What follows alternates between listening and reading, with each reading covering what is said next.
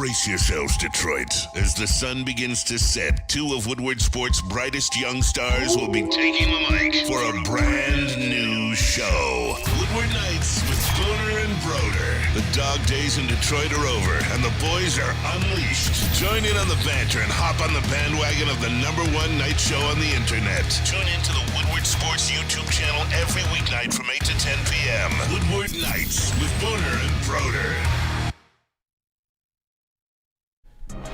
Welcome, everybody, to the Morning Woodward Show here on the Woodward Sports Network. And man, oh man, we got a packed show for you guys planned for today. A lot of Lions-Rams, and we're going to have some interesting conversations regarding one Matthew Stafford, which I can't wait to get into. I know we didn't talk really at all any Lions yesterday, and there's no point to. Michigan, they won the national championship today. We're going to get into more of the nitty and gritty of it all. But Sam Flannel, how are you feeling this morning? Are you still hungover from the national championship? What's the vibe today? I know a lot of Michigan fans will identify with me on this one. Kenji, I'm sure you might as well. I don't think you guys realize how much this national championship for Michigan is going to propel me through like everything and when it comes to sports. I'm not saying that everything is going to be okay no matter what. I'm still going to be nervous when the Lions play against the Rams at Ford Field on Sunday night. But as long as Michigan are still national champions, and as last time I checked they still are and always will be, I'm going to be pretty damn good. So I know we got to turn the page, but I'm still living off those vibes, man. I don't even care. The vibes. As you should. KG in the audio booth hanging with us. KG, what up, though? What up, though? How you doing? I'm doing good, man. Man, I'm just ready for Sunday, man. I cannot wait for this game. Bring on the Rams, man. I know, and I'll bring this up in a couple of minutes because I got my own little issue about Sunday. But JB, how you feeling this morning? Oh, I'm good, man. I'm good. JB's to be here. He's trying to fix like 40 things at once right now. I'm trying to do like every other thing over here, but I'm good, man. It's been a good week. I mean, hey, we're halfway through the week, closer to Sunday. Closer to that playoff game at Ford Field. I mean, you couldn't ask for anything more. One thing I'm struggling with for Sunday, and this is something that it's foreign to me, Sam. Yeah. Because we've obviously in my lifetime we've never won a playoff game, and I have confidence that they'll win a playoff game this Sunday. Now the problem is, for me personally, and I want the people's opinion on this. My problem is I have two options here, okay? Because I'm going to come in on Sunday, I'm going to do the pregame show. And then I'm left with this personal battle. And this is for you too, KG. I need your thoughts. Okay. Either A, I stay here, watch the game with the boys, and hopefully celebrate a playoff win, attend the watch party. Or B, watch it with my dad. And then if they win, now it's even more significant because, again, I'm with my dad who, he hasn't seen one in 30 years as well, and he's starving. So that's the personal battle I'm struggling with. I wish I could be two places at once, but as a Lions fan, this is like if it was any other fan base that like San Francisco, they're like, all right, let's just watch this playoff game. We'll watch it, and then we'll find out what we're going to be for the Super Bowl, the NFC Championship game. As a Lions fan, this is everything. Like I want to watch the playoff game, but I don't know where to watch it at, and I'm battling with that, and I'm debating on going to the watch party with the boys.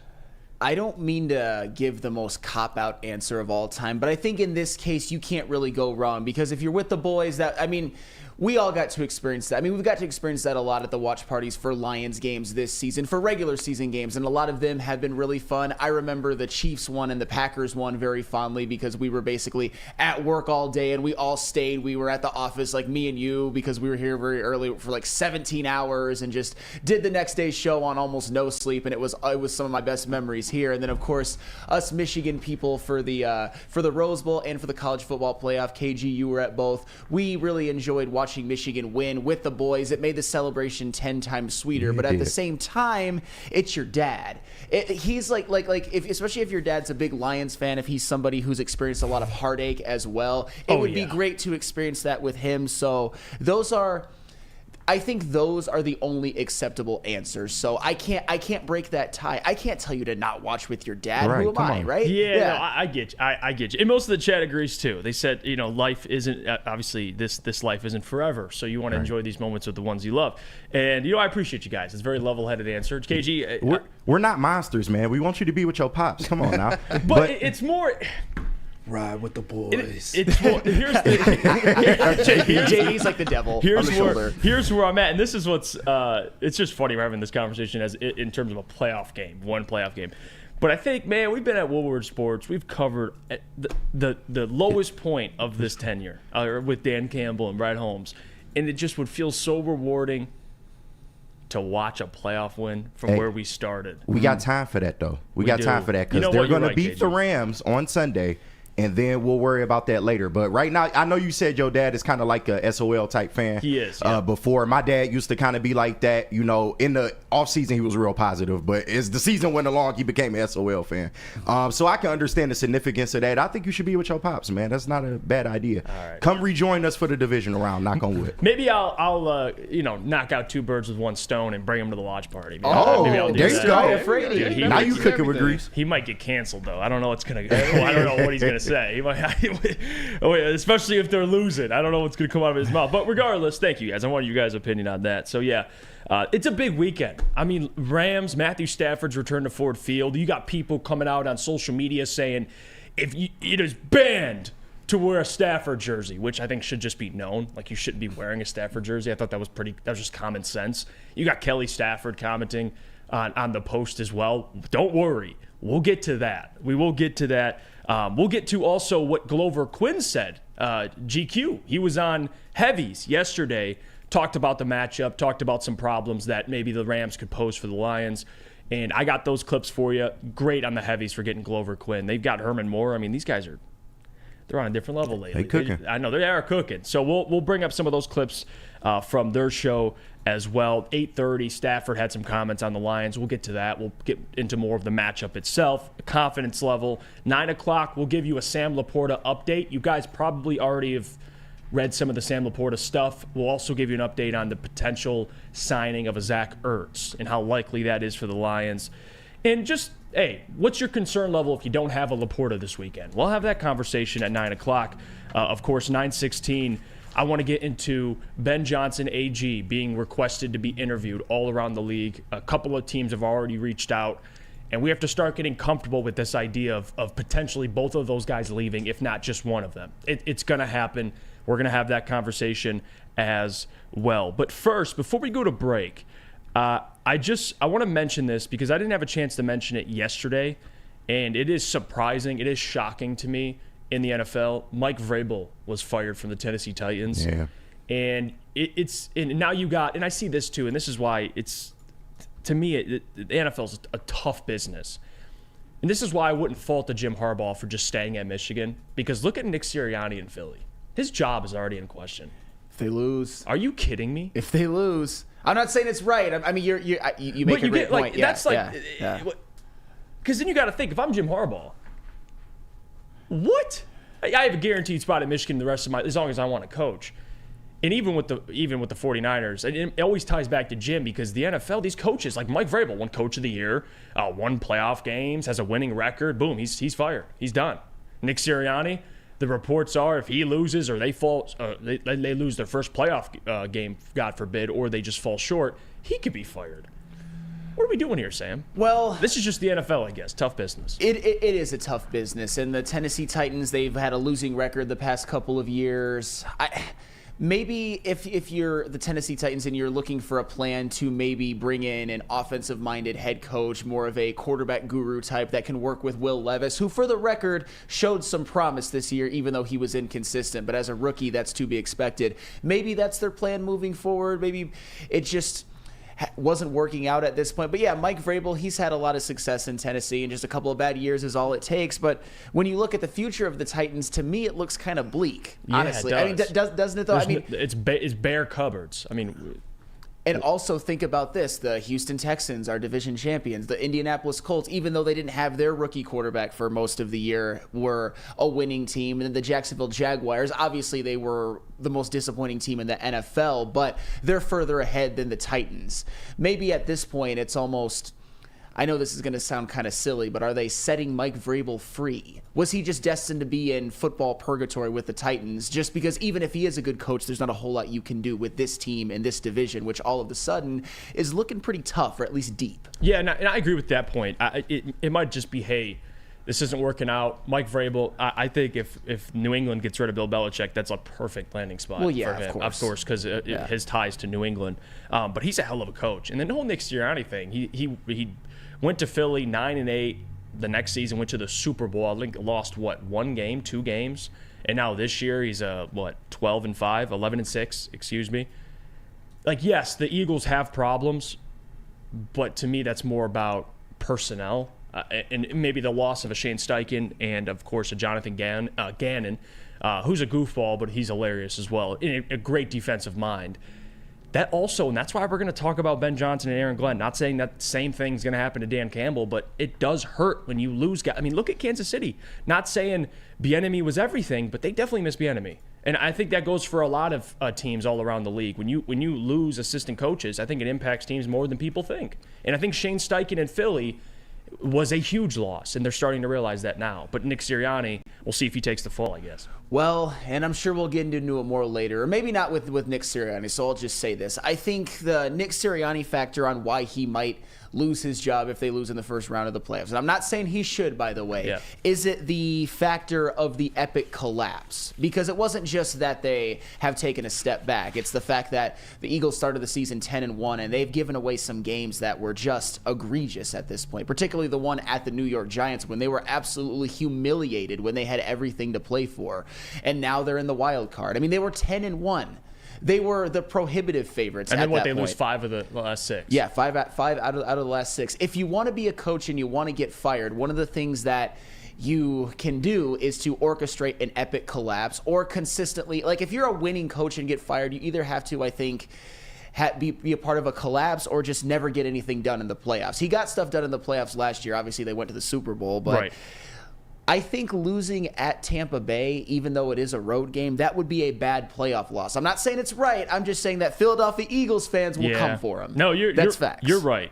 This comment I want to read. Chuck says he put Patricia in charge of his defense. He deserves to be fired for that one alone. Well, that's also a fireable offense. Yeah, you know what? I know you're not off on that. Matt N says, wasn't Mike V the coach of the year recently? He was. A couple of years ago, he was the coach of the year. But Jake says, and I agree with him, it sounded like it was more of a mutual agreement between the Titans and Vrabel, and maybe just moving in a different direction. Funky says Philly's defense was bad before Patricia took over, though. I know we hate Patricia, but that defense ain't his fault. That's also fair. It was bad before, just when, like, I think you can blame. I mean, I'm not saying it's all Matt Patricia's fault, but the Eagles actually had a big lead over the Arizona Cardinals. Remember when they lost that one at home, and I thought the game was over, and then that Matt Patricia-led defense, I believe, gave up 5 consecutive touchdown drives to the Cardinals. And I thought they had. I mean, if you talk about their wins before this, it won't go to break. I know we're over, but I just want to mention they had some pretty big wins before that. But yeah, they're right. The collapse at the end of the season, that'll be the reason. The reason why I brought up Jim Harbaugh is because, and why the NFL is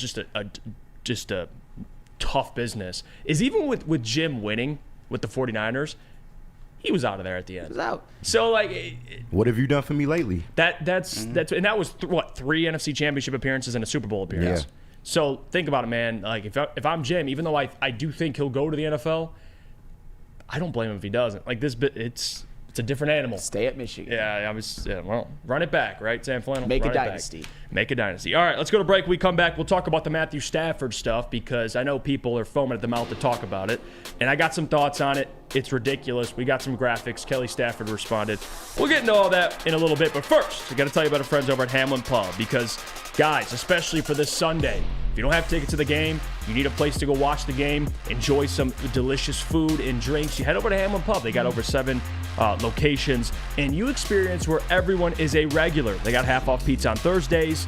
Of course, game day specials available all during Michigan sports and NFL games. It is the place. Visit a location today and experience your new favorite pub for all things sports. Since the dawn of moving people, Chevrolet has led the way. The world of transportation is changing. At Feldman Chevrolet, we are leading the charge forward.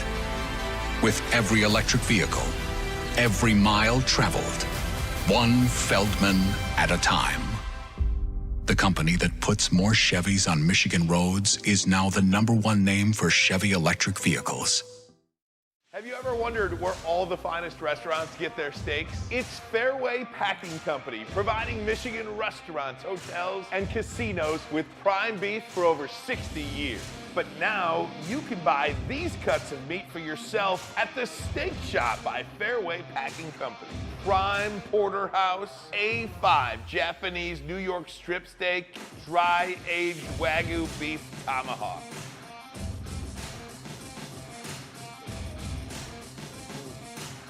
Delicious.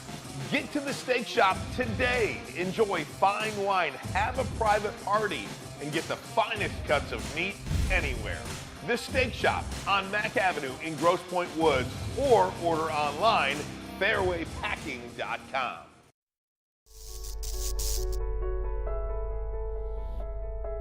We've just received word.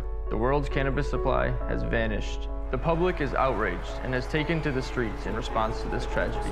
The individual responsible acted alone, and we can only hope they will make things right soon.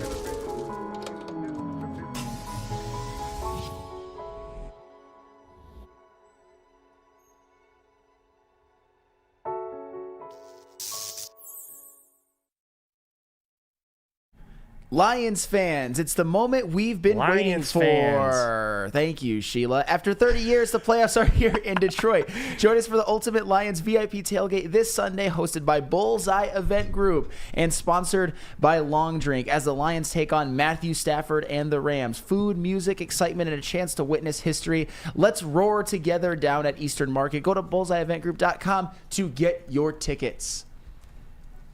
Welcome back to the Morning Woodward Show here on the Woodward Sports Network. Lions, Rams, Matthew Stafford, that whole debacle, we'll break it down. And we have a graphic here that was posted. I want to make sure I give credit here. JB, you can throw it up. It'll say it on there. I think it's the Detroit line or the D line, something like that. The Detroit line, which is not like an official Lions page or anything like that. It's another page. And they do some good stuff. They posted this Stafford ban, jersey ban, Lions Stafford jerseys will not be permitted into Ford Field on Sunday. Okay. Yeah, well, they will. They'll allow it. But it should be common sense that you should not wear a Stafford jersey. You don't need a post like this to make it known you shouldn't wear a Stafford jersey. If you want to wear a Stafford jersey, go ahead. I mean, who gives a damn? I don't think it's going to affect the outcome of the game. That place will be standing room only, and it's going to be all Lions fans. You're not going to be able to hear the guy next to you. So I think regardless, they'll be okay. But I want to point some of this stuff out.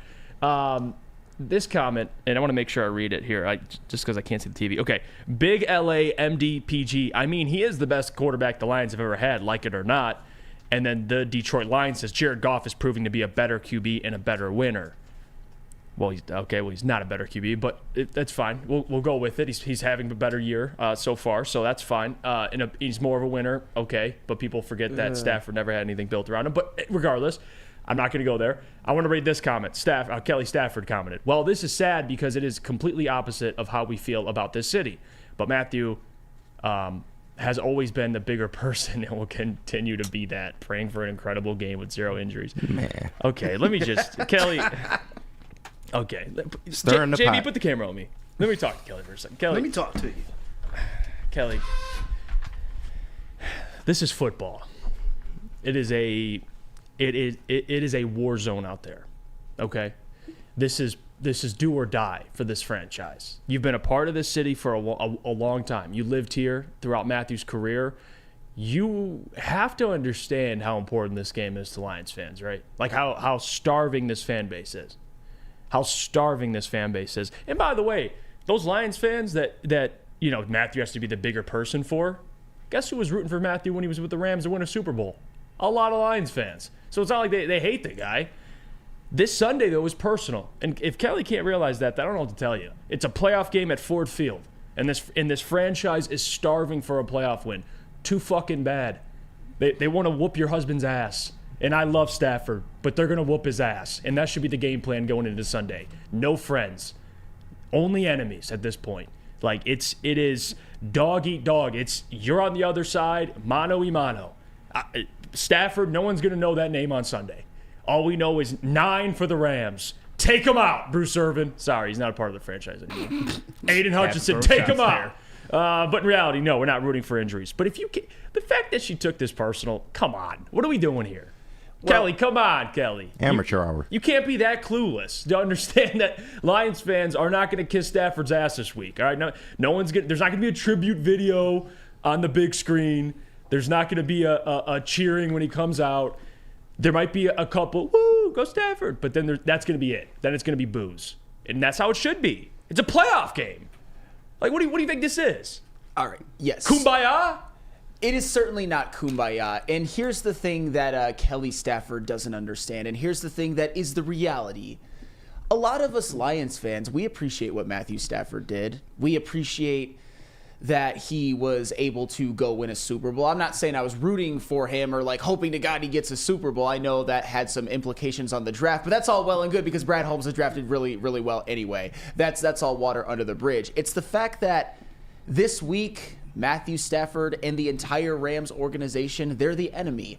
They're the team that stands in the way of the Detroit Lions and their first playoff win since after the 1991 season. One of us in this room for sure wasn't born. I know JB and I were babies, and KG, I don't think you were born either, if I remember correctly. 92. 92. Okay, so yes, it's been a very, very, very long time. What Matthew Stafford and the Rams are capable of doing this Sunday is driving us Lions fans into SOL misery once again. And we all know, we can all rationally see that even if the Lions don't win this playoff game, that it's not SOL the way that it's built. They're built for the long haul and all of that. But what Matthew Stafford and the Rams could end up doing is he could end up getting his first playoff win at Ford Field as a visiting team. That's just such, that would be, the potential high of winning that game would be something I think somewhat similar to what us Michigan fans felt when they beat Washington in the national championship game. Maybe not quite to that level, but it will be the highest of highs. But also, what Matthew Stafford and the Rams could do was drive Lions fans into the lowest of lows. So for this week, nobody's going to cheer for him. Nobody's going to talk about how his career in Detroit, even though to this day, I defend him, but not this week. This is not the week for it. Absolutely. He is the opponent.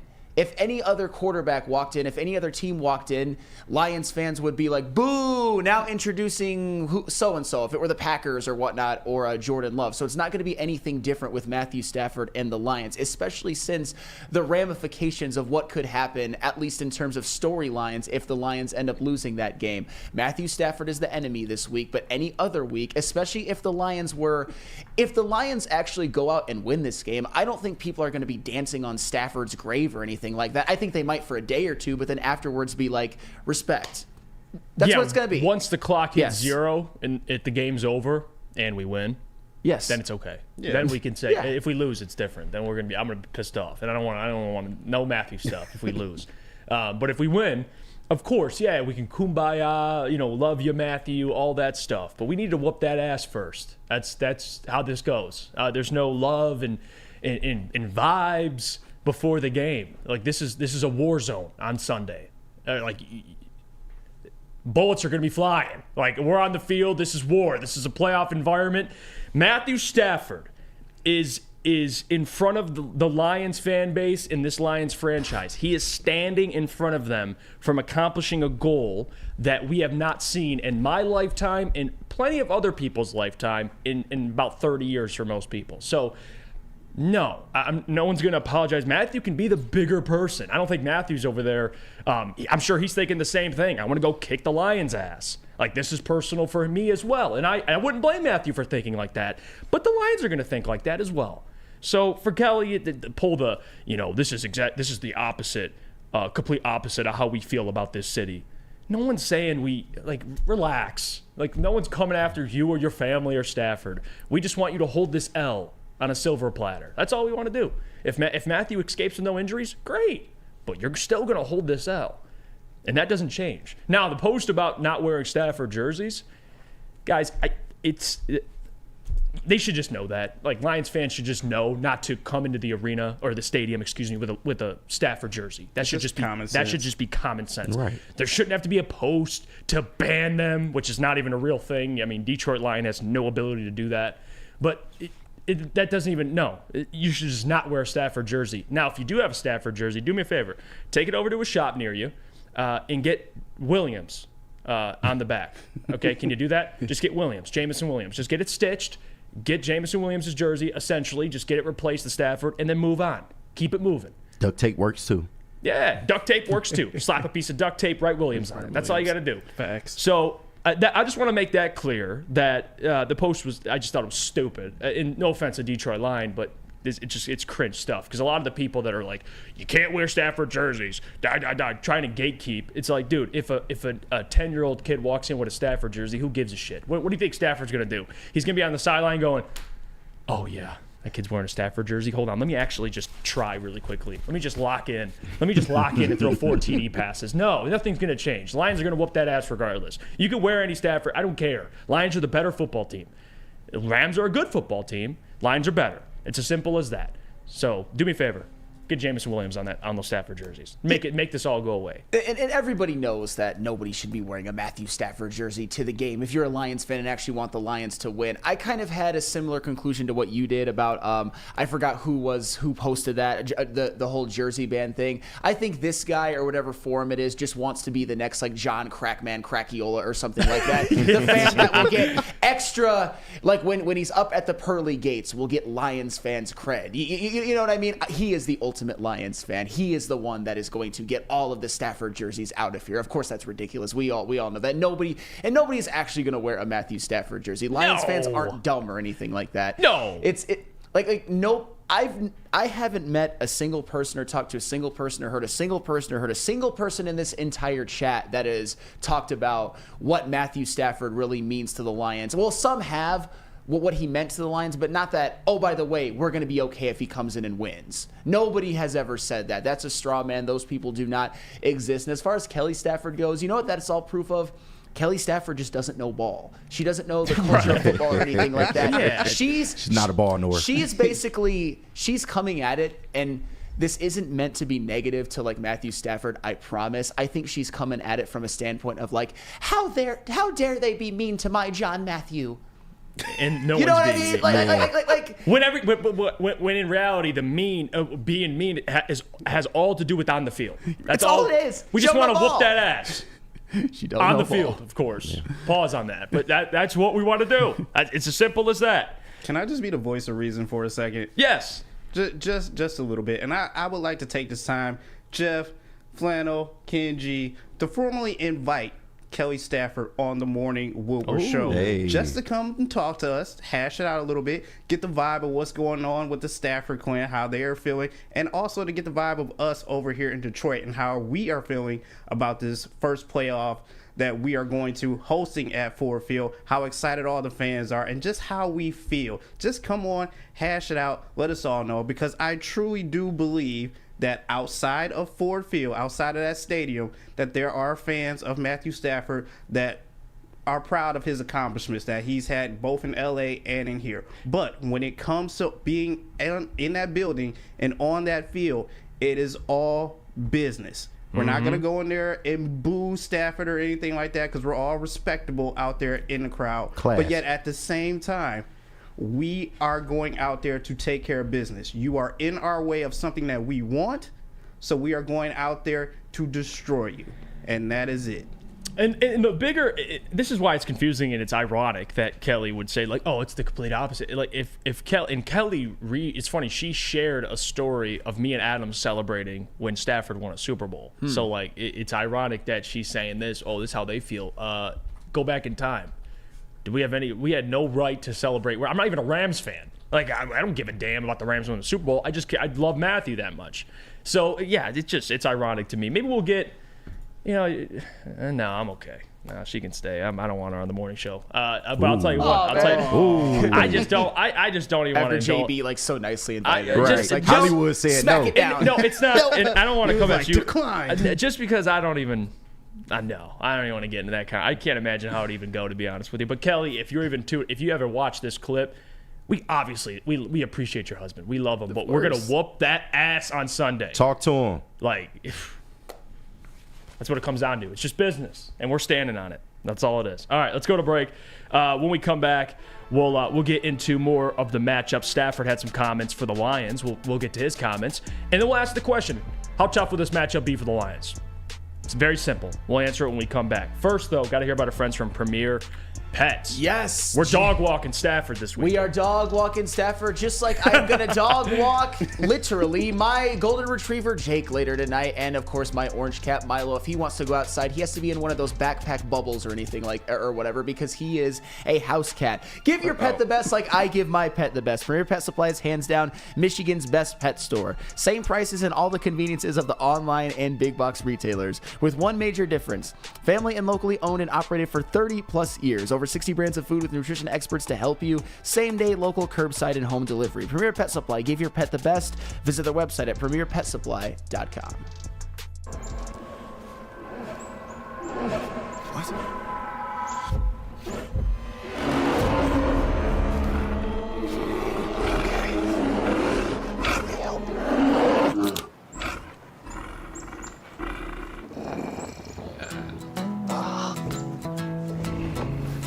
Oh, yeah.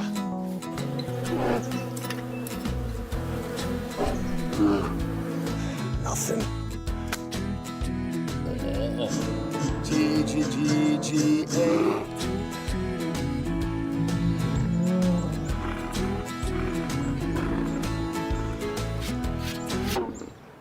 Oh, sorry, I forgot. There we go. Oh, cheers, buddy.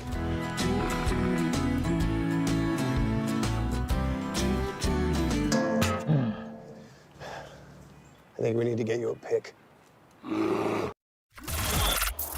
Woodward Sports' own Tom Mazaway and Sam Stick Day will be hosting our Lions postgame show after every Lions game all season long. Tune into the Woodward Sports YouTube channel for his hot-off-the-press takes, game analysis, and Kool-Aid sipping celebrations. You won't want to miss it. Join Maz, Stick, and special guests each week immediately following every Lions game, exclusively on the WSN YouTube channel. Your home is your most important asset. Flexibility in the sales process is key. When you work with Mark White & Associates, you can cancel at any time, for any reason, without penalty. Speaking of flexibility, check this out. Who you work with matters. Hire the best broker in the game.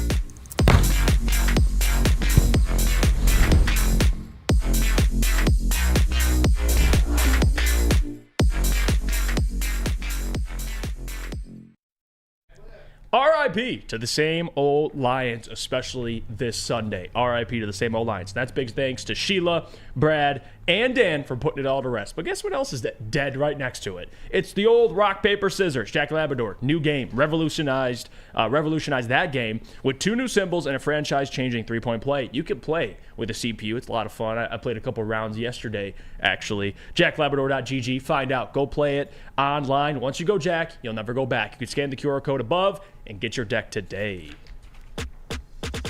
All right, we're back. It's the Morning Woodward Show here on the Woodward Sports Network. If you could do us a favor, hit the like button on the stream, because if you don't, then you're a Stafford fan and you hate the Lions. It's that simple. Yep, I said it. Let's get into it. No, I'm just kidding. But appreciate you guys for joining the show. I know people are chiming in. They like that conversation last segment. David Witt says these rookies don't even know who Stafford is. Gray, nameless faces. Oh, well. There you go. Silence says Kelly Stafford is the modern Brenda Warner. Both are annoying. Yeah, I gotta watch with the Kelly stuff, but I agree. I agree with you. You're not wrong on that. Paul Thomas says, please don't have Kelly on. I cannot take her voice. Peter says the Stafford trade is the only reason we turned the corner as fast as we did. Fact. It definitely boosted. It definitely helped. I mean, you got a Jared Goff and first-round picks. That'll help. No doubt about it. All right, let's get into what Stafford said about the Lions, because he had some comments about facing the Detroit Lions, and then we'll get into the matchup. But JB, you could throw that graphic up. This is what Stafford had to say. He says the opportunity happens to be in Detroit, which is fun for me on a personal level. I know it's going to be rocking there. Yeah, that's Pete. I wonder what Stafford's saying behind closed doors. Mm-hmm. Like, guys, this is a professional athlete. Like, I know Stafford does a really good job of saying the right things. He's so good at it. He's such a nice guy. He'll say, yeah, positivity. Let's have a fun game. I bet behind closed doors, Stafford's like, I want to win bad. Like, he's a competitor. You don't make it to that level without being a high-level competitor. And I know Stafford's motivated. Same, though, with Jared Goff. I mean, you can't tell me Jared ain't sitting. Amon-Ra St. Brown, him and his brother EQ have a podcast. Great podcast. I watch it every single week. And shout out to those guys. But Amon-Ra talked about Jared Goff, and now he's locked in. And he's not going to show it because Jared's like that too. He says the right things, and he's a quarterback. He says everything PG. But this means a lot for both quarterbacks. Like, this is the storyline heading into the game. Yeah, you could bring up Brad Holmes and all. No, it starts with the two quarterbacks. They were traded for each other, and one of them happened to include, with the trade, one team, assets. Meaning what? Jared's, on paper, according to the trade, worse than Stafford at the time. So Jared takes this personally. I know he does. I absolutely know he does. And this is why this game, to me, and it's Sunday Night Football, and it is a freaking Brinks truck for the NFL. Just back up the Brinks truck with this storyline. Rams, Lions, at Ford Field. Place going to be rocking. I tried to look at tickets the other day. You can get on the ceiling pretty much in the back of the stadium, probably in this little cubby for like $700. So good luck getting in there. If you have your tickets, great. Have a lot of fun. It's going to be a blast. But that place is going to be rocking. He is correct. I think Stafford, though, like I said, he's motivated. Jared Goff's motivated. And there are problems that the Rams pose. I mean, you know how I feel about the Rams. I've been high on them all year. And I know lately especially, they've won, like 6 out of 7 games. They're one of the hottest teams, if not the hottest, heading into the playoffs. Not the best, just the hottest. The Lions, though, not saying it's the same team, but they've dealt with a team that won 6 of their last 7. That was the Broncos. And they completely smacked them around. But this is different because Stafford's better than Russell Wilson. And Cooper Kupp and Puka Nacua are better than Cortland Sutton and Jerry Jeudy. Yeah. And Sean McVay, offensive-minded, better offensive coach at this point than Sean Payton, at least with what he has to work with. That's just what it's been so far this year. So it's an interesting matchup. I'm not going to lie to you, and I don't want to sound like I'm scared, but I'm definitely I'd prefer the Packers if I could pick one. But this is going to be a good game. And I think the concern for me starts with the secondary because they got to fix some things from Sunday. Because a couple of those blown plays to Addison and to Justin Jefferson, well, here comes Cooper Kupp and Puka Nacua with Stafford, who's got an arm. Nick Mullins, if he can hit you with those, trust me, Stafford can hit you with those as well. And Glover Quinn brought this up, and shout out to the Heavies again. Great interview by those guys. And we'll get to what he said next segment. About how ideally you'd like to try and stop Puka Nacua and Cooper Kupp. But Sam, that's where my mind goes immediately. If you talk about matchups that you have to be concerned with, it's the secondary, specifically corner, with these two receivers. Oh, yes. Two guys that have had, Puka broke the rookie record, and then you have Cooper Kupp, who almost broke the all-time receiving record and had the Triple Crown. Yeah, he had, in my opinion, the greatest wide receiver season ever. When you count what he did in the playoffs, of course, which culminated in a Super Bowl MVP. Yeah, that is. We'll get to that more when we listen to what Glover Quinn had to say, because I've got a lot of thoughts on that in terms of Puka Nacua and Cooper Kupp versus our secondary, particularly our Lions corners. But yeah, when going into this matchup, I think the thing is, Matthew Stafford, and we've talked about it a lot on this show and other shows on the network. In the very immediate future, won that breakup in slam dunk fashion. Got a Super Bowl in year 1. The Lions were 3-13-1. And but here's the thing: the Lions have slowly been gaining, and now they have a home playoff game in the playoffs against those Rams. The Rams, they had that F them picks year, and then last year they sort of death spiraled after Matthew Stafford went out, but then they're back in the playoffs thanks to the emergence of a lot of young defensive players and a guy like Puka Nacua and Kyron Williams, for example. So kudos to them, but I think if I'm Matthew Stafford, I don't necessarily want the Lions to go on a deep playoff run in a couple years after if I were being Matthew Stafford, were to have left, because now the narratives are going to be, whether it's right or wrong, that Jared Goff did something that you could never do, win a division and win a playoff game. He already did win a division, and now Matthew Stafford and the Rams are actually the team that is standing in the way of the Lions potentially winning that said playoff game. So I think Matthew Stafford is going to be highly motivated, but Jared Goff as well.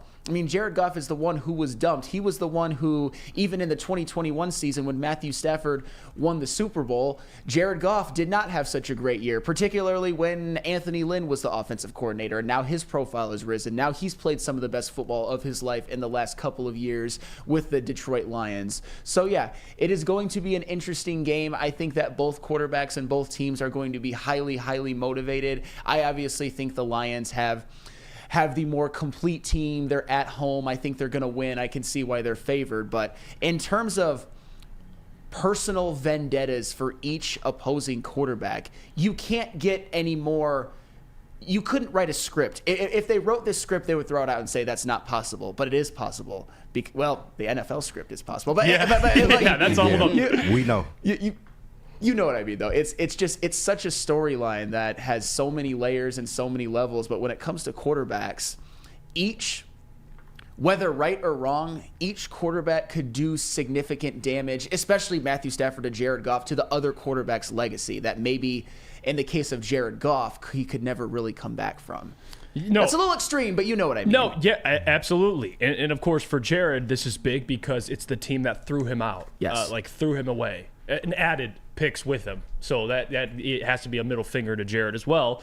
But the thing I found interesting when I was doing some research last night, because this Rams team, when they won the Super Bowl, had Jalen Ramsey, Von Miller. They had Leonard Floyd. They had more seasoned guys, more experienced guys. Andrew Whitworth, you can go on with the guys they've had, more experienced guys.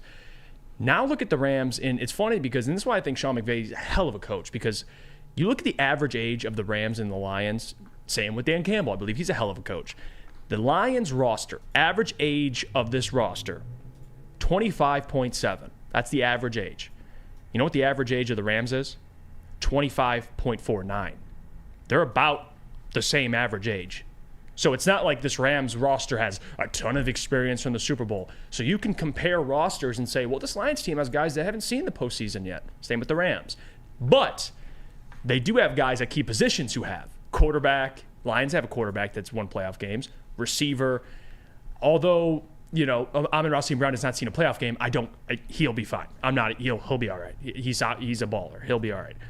And they have Aaron Donald on the other side, who's been in the league for a while now, and they have some rookies that are playing really well. But they're still two young teams. Like they're both kind of, and again, defensively, both teams are kind of middle of the pack. But the Lions have a great run defense, which they take pride in. And you're facing a running back in Kyren Williams, who the Rams have been kind of missing since they lost Todd Gurley and had that run with Jared Goff. Kyren Williams has had 1,144 yards in 12 games. And he leads the NFL in yards per game, 95.3. But here's the thing, though, in his 12 TDs. So you know what the Rams want to do, run the football.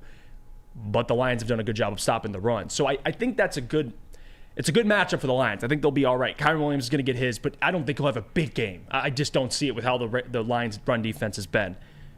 But it does start with those receivers, and it starts with the secondary. It starts with turning the football over.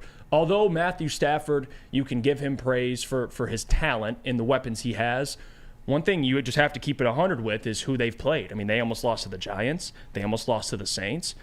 So they're vulnerable, and you look at over their stretch what the Rams have done, and I thought this was really interesting because the Rams have been on a tear.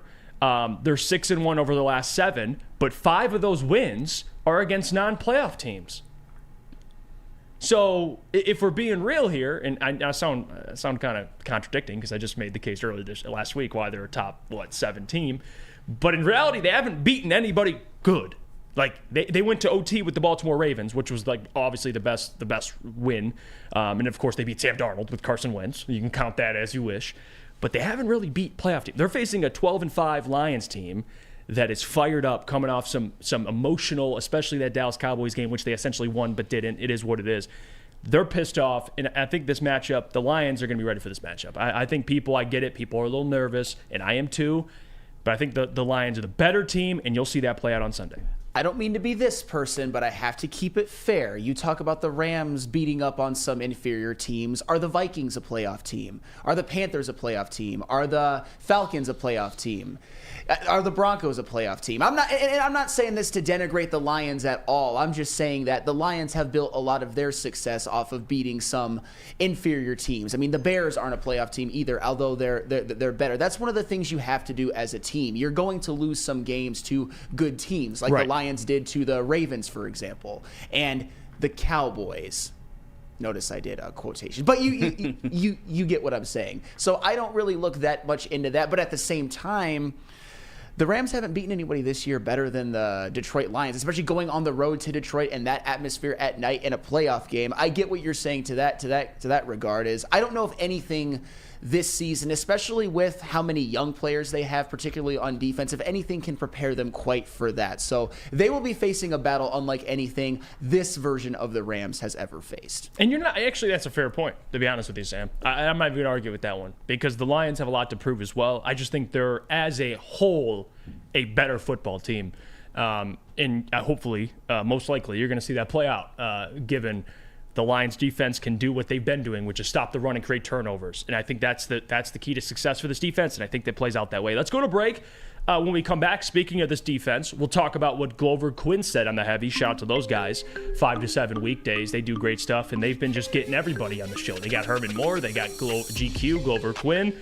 And he had some interesting comments on the Rams matchup, and he had some comments on Puka Nacua and Cooper Kupp. And I want you guys to react to what he said because, of course, that's an all-pro right there. Former all-pro and a Lions legend. Love GQ. Let's get to his comments. But first, you got to hear about our friends from Planet Fitness. Let me tell you about them. Home of the judgment-free zone where anyone, and I mean anyone, can feel comfortable and work on their fitness goals. At Planet Fitness, you'll experience a squeaky clean gym that has tons of equipment, a full-body workout in just 30 minutes, and all memberships include fitness training. I bet Penny Sewell's getting in here, getting right, getting jacked because he's going to have to grab Aaron Donald's face mask this weekend again. So he's just getting in shape. You get all this for just $10 a month. No commitment. No matter where you are, there's a Planet Fitness close by. There are more than 50, yes, 50 in Metro Detroit and thousands more throughout the world. Come to Lady Jane's for an award-winning haircut experience and register for a once-in-a-lifetime opportunity to win an all-expenses-paid suite for the 2024 NCAA tournament for you and 5 of your best buds. Lady Jane's open 7 days a week. Walk in anytime. It's wicked awesome. Brace yourselves, Detroit. As the sun begins to set, 2 of Woodward Sports' brightest young stars will be taking the mic for a brand new show. Woodward Nights with Spooner and Broder. The dog days in Detroit are over, and the boys are unleashed. Join in on the banter and hop on the bandwagon of the #1 night show on the internet. Tune into the Woodward Sports YouTube channel every weeknight from 8 to 10 p.m. Woodward Nights with Spooner and Broder.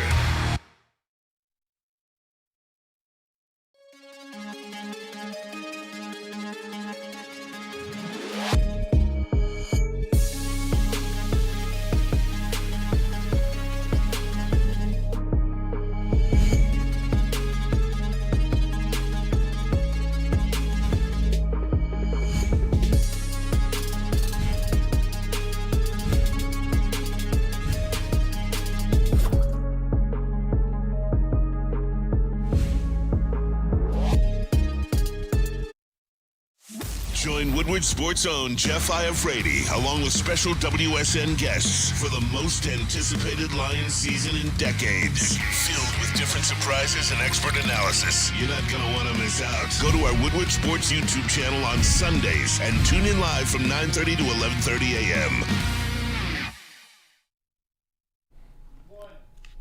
Let me tell you about our friends over at Fairway Packing Co. It's providing Michigan's finest restaurants, hotels, and casinos with prime beef, Wagyu beef, and dry-aged beef. Experience a Fairway difference for yourself today. You can visit the steak shop in Grosse Pointe Woods for grab-and-go steaks or order online at fairwaypacking.com. We're back. It's the Morning Woodward Show here on the Woodward Sports Network. Thank you guys for tuning into the show. I see people commenting. I want to get to some of these comments. David Witt says, we act like Rams ain't shit till we beat them and act like we knocked out a world beater. I mean, he's That's it's kind of fair. Yeah, but say, it's kind of fair. Oh my goodness. If and this isn't even being like mean to my fellow Lions fans, but if we do beat the Lions, it will be about how like Puka Nacua, Kyron Williams, Aaron Donald, we beat that team. But now it's just like the Rams, we're fine. David Witt says the Broncos were also on a 6-game winning streak at the time. That's fair. I'm just saying that every team in the NFL to some extent gets their success by winning against bad teams. If you don't beat bad teams, you can't be good. Because the majority of the teams you're going to face usually are going to be non-playoff teams. Lunchbox Hooligan says Rams are 2-6 against teams who are playoff teams. This year, Lions are 3-2. And that's I'd have to ask too. Like Stafford, I know was hurt for a little bit, so he missed the game against the Packers. So technically, that's a playoff team. But regardless, you're not off, Lunchbox. Let's get to these clips. GQ on the heavies yesterday spoke on Matthew Stafford and spoke on kind of the problems that Cooper Kupp and Puka Nacua will pose. Here's those clips. Should Lions fans be a little more nervous about Stafford coming home? Yeah. Yeah. I'm just gonna call it what it is. Like, guys, I see these numbers, and I'm sure everybody else see it as well. But the 2 top receiving seasons in the history of the game, Calvin Johnson and Cooper Kupp, Stafford was the quarterback. Mm-hmm. The top rookie receiving in the history, Stafford was the quarterback. Like, this guy can sling it, man. We've seen it firsthand as Lions fans. Yeah. We've appreciated it. He didn't lose it. Everything you loved him for when he was here, he still can do it. Everything you hated him for when he was here, he still can do it. So if you felt like, oh, Stafford don't run as much, Speaking of these guys and what they're walking into, obviously we got Stafford coming back to Ford Field, but you look at the receivers that the Rams got with Cooper Kupp and Puka Nacua, who's breaking all kinds of rookie records. How would the secondary get prepared to go against 2 guys like that in this matchup? They're going to get theirs, but how can you contain them in a matchup? Well, I mean, that's the thing, when it's 2 guys, that's all it really takes, 2 guys, but they run the ball as well. Mm-hmm. And, they got a tight end he's decent as well. So, I think the thing is we can't give up the big plays. We got to make Cooper Kupp really work for what he's going to have to get. And I think Brian Branch would do that. But we can't give up the big plays, and we can't let Puka get big plays. The big plays that happened in his last game against Minnesota was very concerning to me, not just because they were big plays, but it was just, how do we leave Justin Jefferson, the best wide receiver, one-on-one, to just run past one of our corners? There you go. GQ made some good points there. And I think it's funny. He was, when they initially asked him, he's like, yeah, you should be scared of a little scared of Stafford, which, GQ obviously loves Stafford, so he's unbiased, so he's just giving his opinion, which I respect. The other thing with what he said, and this is why I brought up my concern, is the secondary. If I had to pick one, it's clearly the secondary, because he's right. They love Justin Jefferson one-on-one, and that's a problem. That is a huge problem. Now, here's the difference. You leave Justin Jefferson one-on-one. Let's say you try that same thing with Puka Nacua. Let's say they put a safety over the top. You still got Cooper Kupp, who's just gonna death by 1,000 cuts. Like I know Cooper's been injured, but it's still freaking Cooper Kupp. So that's my biggest concern. But what stops that is what? A pass rush. Yeah. Which this Rams offensive line isn't. They're not world beaters, and Matthew's not mobile, luckily. But he gets the ball out quickly, and he's got. Talk about arm talent. Matthew's up there. He different angles. He's not mobile, but he gets the ball out quickly. So at least you have that going for you. He's kind of a statue in the pocket. Sure. So for Aiden, Aleem, all these guys, they're going to get hopefully James Houston back. We'll see if he plays. They'll have a plethora of pass rushers. That's going to be the other key. It's just getting pressure on Stafford. Again, stopping the run, of course, because that's what sets up these big plays to Puka, to Cooper Kupp. But I do think that helps the Lions that he's a statue. Oh, yeah. That definitely helps. Yeah. I'm going to get into what Glover Quinn said in a second because I think he said something that was very, very wise. But if you're not worried at all about the Rams and Matthew Stafford and Cooper Kupp and Puka Nacua, I think I don't think anybody is not worried about them at all because in every single game the Lions have lost this season, they've given up a huge game to a quarterback or a huge game to a quarterback and a number one wide receiver. You look at the Seattle game, gave up a huge game to Geno Smith. And the Baltimore game gave up a huge game to Lamar Jackson. I think wasn't his best game? Oh, no, he did have 4 or 5 touchdown passes. It was one of his 2 best games of the season. The 2 games that I would say propelled him to really win the MVP, gave him the stat line to do it. Right. He gave up a huge game to Jordan Love, and they gave up a huge game to Jordan Love, the Lions defense, and the season high in receiving yards to Christian Watson plus a touchdown. They gave up a big game to Justin Fields and lost, including a 38-yard touchdown from him to DJ Moore. Jerry Jacobs was on the coverage in that one-on-one. And they gave up a huge game to Dak Prescott and lost, and gave up the only 200-yard game of the season to CeeDee Lamb. So this Lions defense, their secondary has helped cost them some games. And of course, I don't even have to mention that they were torched by Justin Jefferson twice. They were torched by Keenan Allen and Justin Herbert once and won all 3 of those games. So it hasn't always cost them. But Glover Quinn said something that I actually think could be a factor in this game. He said that Brian Branch might be able to do something against Cooper Kupp. And that's where and that's what I think might be their saving grace, or at least keep them up afloat in some ways, because this season, the majority of the snaps that Cooper Kupp has played, he's played out of the slot, which is to the surprise of no one. He does line up outside from time to time, but the majority of the time he's a slot receiver.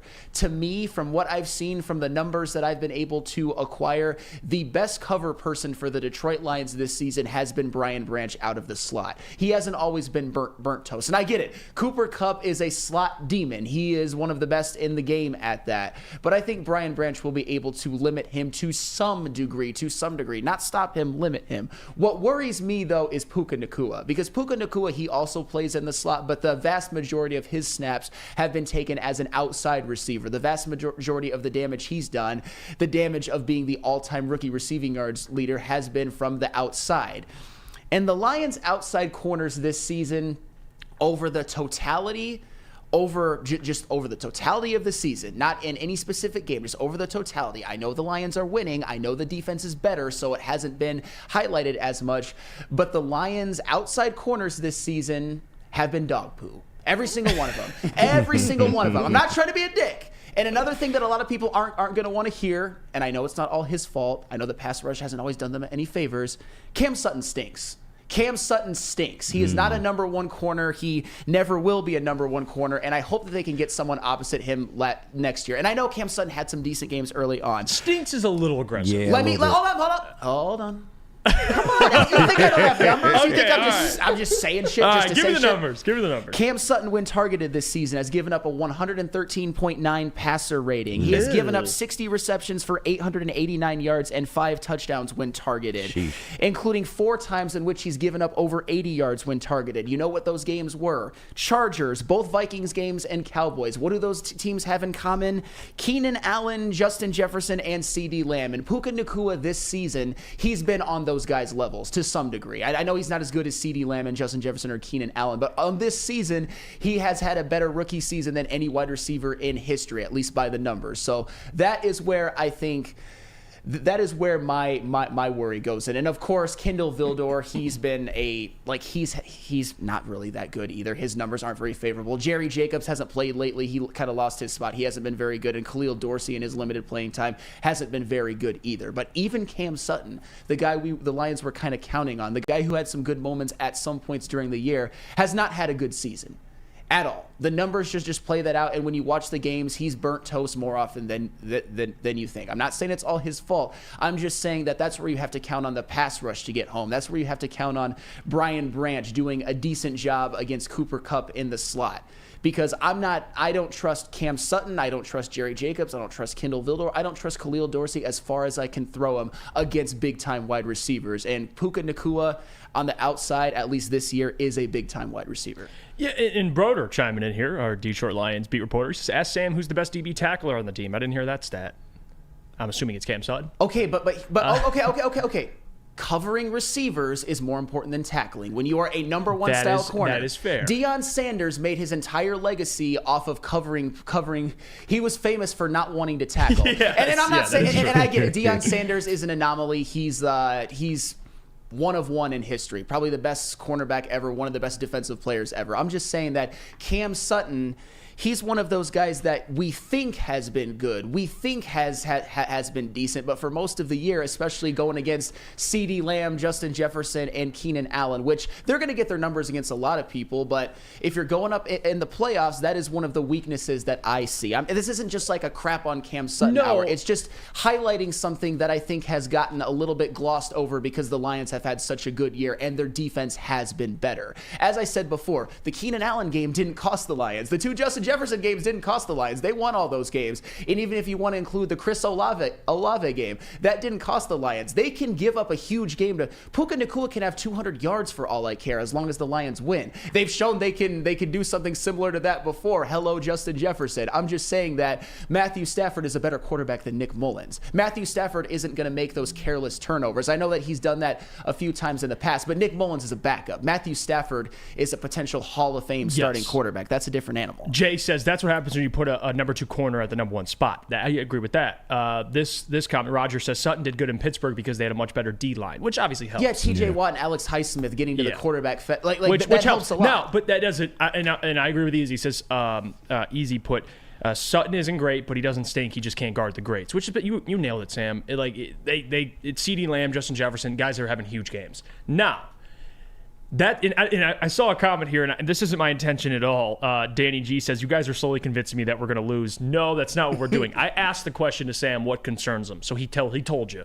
If you didn't like the answer, well, I asked him. So that's the answer. Now, on the flip side, this Rams defense, I don't think they're going to be able to stop the Lions offensively. I know they have some guys that, especially on the defensive line, young guys that are getting after the quarterback, like a Kobe Turner. Aaron Donald still has 8-9 sacks this season. They have some guys on the defensive line. But this is why you have the best O-line in football, right? This is why you have the two-headed snake in the backfield, the 2 running backs, Dave Montgomery and Jahmyr Gibbs. I think it goes both ways. We could bring up, the secondary is concerning, but on the flip side, this Rams secondary doesn't really have any big names either. So, I do think, really, both offenses are going to be able to score points. That's just my opinion. The question is, though, and that's why I brought up the pass rush, is how much pressure are you putting on Matthew Stafford? Because that's where these plays start to open up. As much as we want to talk about what concerns us, and it's the Lions secondary, on the flip side, though, I am confident this Lions offense can score. I think who's guarding Amon-Ra St. Brown? Do you know who's doing it? Good luck out there. Yeah, right. Nobody's guarding Amon-Ra St. Brown. I think Amon-Ra St. Brown is going to have an even bigger day than Puka Nacua, for the record. Although I think Puka Nacua is in for a big day, but I don't think it's going to end up mattering. I think a couple of key players in this game. I know we're going to break it down the rest of the week. You know who I think really needs to show out in this game offensively? I need better games out of Graham Glasgow and Jonah Jackson, because the interior of the Rams defensive line, you've got Aaron Donald, you've got rookie Kobe Turner, and then if you even want to include Byron Young, another rookie who has 8 sacks. He's probably not going to be as much of a factor when it comes to the guards, but still, they have a good interior of the defensive line. Of course, Aaron Donald, he's not quite in his prime, but he's still one of the best in the game, and I think in his prime, he's the best defensive player who's ever played NFL football. So it's the guards are going to have to step up and play big, which they have at points during the year. It's just as the season went on, they had a couple of, I would say, unoptimal performances. But yeah, what's crazy about the Rams defense?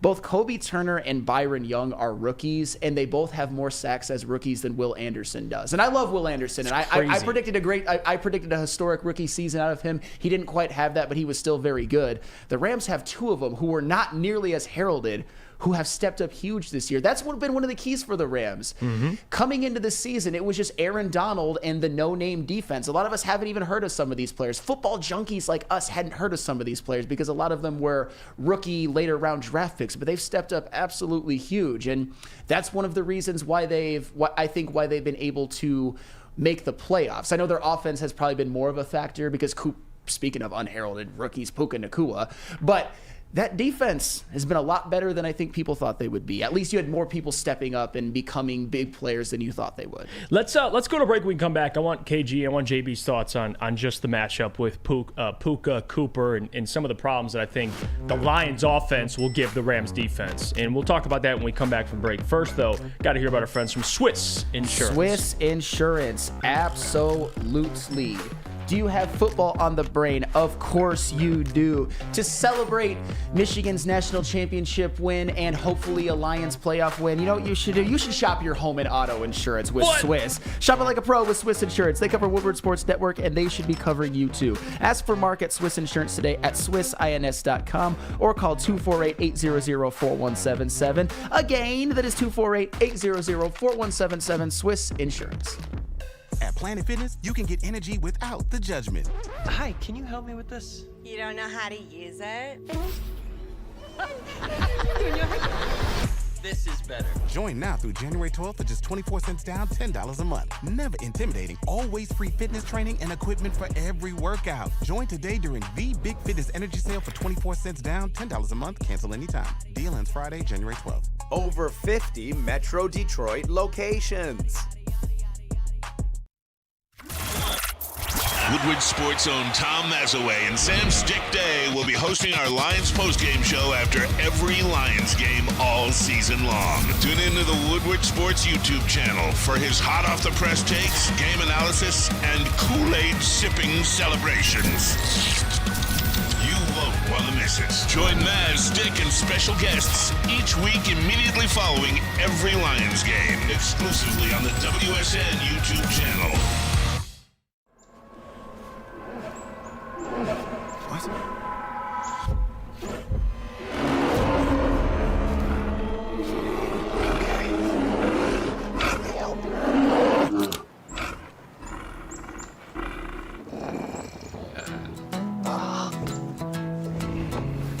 Oh, yeah.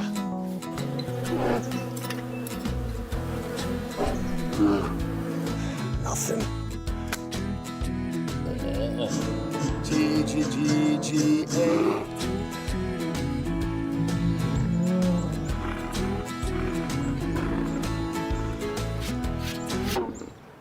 Oh, sorry, I forgot. There we go. Oh, cheers, buddy.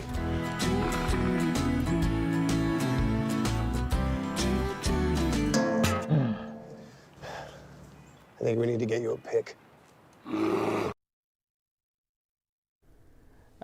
It's football season, and you know Glorious Cannabis has dropped their ice water bubble hash infused pre-roll called Honolulu Blue. It smells so good, it's like the whiff of the first playoff win, which will be on Sunday. Guarantee that. It's a gassy, aggressive strain named in honor of our Detroit football team. If you haven't had one of these ice water pre-rolls, then what are you waiting for? What are you doing? Find a Dispo dispensary near you to grab one, or check them out online at gloriouscanna.com.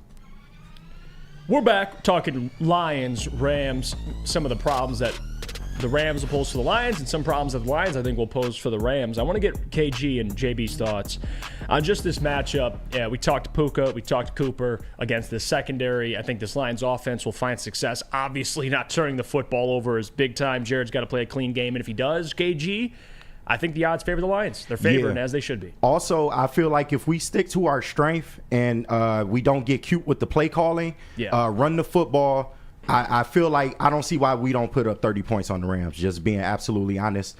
I know a lot has been made about, Sam Laporta, whether he'll play or not. If he doesn't play, I'm not so worried about James Mitchell. James Mitchell was a good pass catcher. I feel like they'll be able to utilize him more. I feel like they'll be able to utilize Gibbs a little more in the pass game. And I think they'll be okay. Ben Johnson will be able to supplement weapons, for Sam Laporta going down if he doesn't play. Also look for J-Mo to get some of those Khalif Raymond routes and stuff like that. But if they stick to running the ball, man, I don't see how the Rams can stop them offensively. Defensively, this is going to be a bookmark game for AG. This is going to be a game that most people remember AG by. I'm really interested to see what he does on that back end, because while we know you don't have all the personnel, you got to do something. In other games like the the Chargers game, you only had to worry about Keenan Allen. In the Vikings game, you only had to worry about Justin Jefferson. Right. The Cowboys game, only CeeDee Lamb. You have two 1,000-yard level receivers that can absolutely break the game open. Big plays will kill us in this game. So you do not want to give up too many big plays to Puka and then Cooper Kupp. I'm just interested to see what he does in the secondary. And it's not like Puka and Cooper are going to blow you away with speed. They're just Right. technical. They're savvy. Like they're two very, very smart football players. It's not like Puka. He's drafted in the 5th round for a reason. But he's a just like Cooper, great route runner. And you brought up the Sam Laporta thing, and JB, although and we'll find out more today, Sam Laporta, whether he plays or not, which absolutely if he plays, it's going to help this team. They went 8-2 last year without him. Yep. So I can't sit here and be like, well, no Sam Laporta, now it's more of a pick 'em game to me. No, I have confidence in the Detroit Lions still, regardless if he plays or not. No, I mean, I still have confidence in the Detroit Lions regardless, in the backup tight ends. I mean, James Mitchell did a decent job last game once Laporta went out. Dan did say that Sam Laporta has a outside shot of playing. If I'm being real, I don't think he plays. Yeah, to me that just means, hey, we're going to go through the progressions this week, probably light contact during practice. He's going to see team doctors daily, and then by Friday, hey, if he's on an injury report, he is definitely not playing. If he hasn't logged a full practice, yeah, he's not going to play on Sunday. But I think the backups should be fine in this type of situation right now. And Ben Johnson's going to have something schemed up. He's going to have something planned up a little bit more. I agree with Ken G. I think this needs to be just a not cute game, just a straight up, hey, run the rock. That's all you got to do. Run straight at Aaron Donald if you have to, if anything. But yeah, don't get cute with any of the play callings or anything like that. But just needs to be a straight up head-to-head game that you don't need any fancy play callings. Just let it be. Yeah, like having Sam Laporta obviously helps, but to me, guys, it comes down to the offensive line. Like I think Frank said it earlier this year too. Like this team will go as far as we take them, and he's absolutely correct. In the run game, in pass protection, Sam Laporta, yes, it's not good if he doesn't play. But as long as that offensive line's healthy, they have a chance. It's that simple to me, Sam Flannel. It's that simple. Yeah, because when the offensive line is healthy, they've pretty much done almost everything they want offensively, although they did struggle to run the ball against the Vikings in the last game of the season. I don't know how much I'm going to take into that. I think they'll be able to bounce back in the first round against the Rams. As far as the Sam Laporta thing goes, he has been one of their best offensive players. I mean, he had 10 receiving touchdowns, almost 900 yards as a rookie. And I know we talk about last year, they went on their run with kind of tight end by committee. It was Brock Wright, Shane Zylstra, and James Mitchell. But Brock Wright, I believe, is questionable as well. Shane Zylstra hasn't played the whole year. I mean, it is what it is. Sam Laporta has stepped up. But if he can't play, I don't know if I trust James Mitchell to approximate his production. But I will say this, and this is something that I personally needed to see. My lasting image of James Mitchell up until this last game this season was that third try at that 2-point conversion where Jared Goff didn't throw a good pass, but it just kind of landed at his feet, and they ended up losing to the Dallas Cowboys. But he made a play in that game against the Vikings, the one where Jared Goff rolled to his left and threw across his body, and James Mitchell was there, and he made a play. And he is a guy that his draft status was hurt by injury. I think he's a guy that has a lot of talent. I don't necessarily want him to be tight end number 1 in our first home playoff game in 30 years, but that's where it's going to be right now, and that's who we're going to have. I just hope that, the offensive line, Amon-Ra St. Brown, the running game can make it to where we don't need a dominant tight end to win, because they can still win this game without Sam Laporta. But I do think it's going to be tough, and I don't think you can just kind of say, we did it last year, we could do it this year. They're used to having Jared Goff in this offense is used to having a dominant tight end this season play the whole year. And to not have him in the first playoff game, more than likely, that's tough. That's some adversity. That's the type of adversity that if Jared Goff can overcome it, I think he's going to get a lot of people who are skeptical about him being our quarterback of the future to his side. Absolutely. Winning a playoff game like the first one since the 1991 season, that alone, no matter how he plays, is going to play a factor in that. But especially without Sam Laporta, who has been their second best receiving threat this season, who has been arguably the best tight end in the league,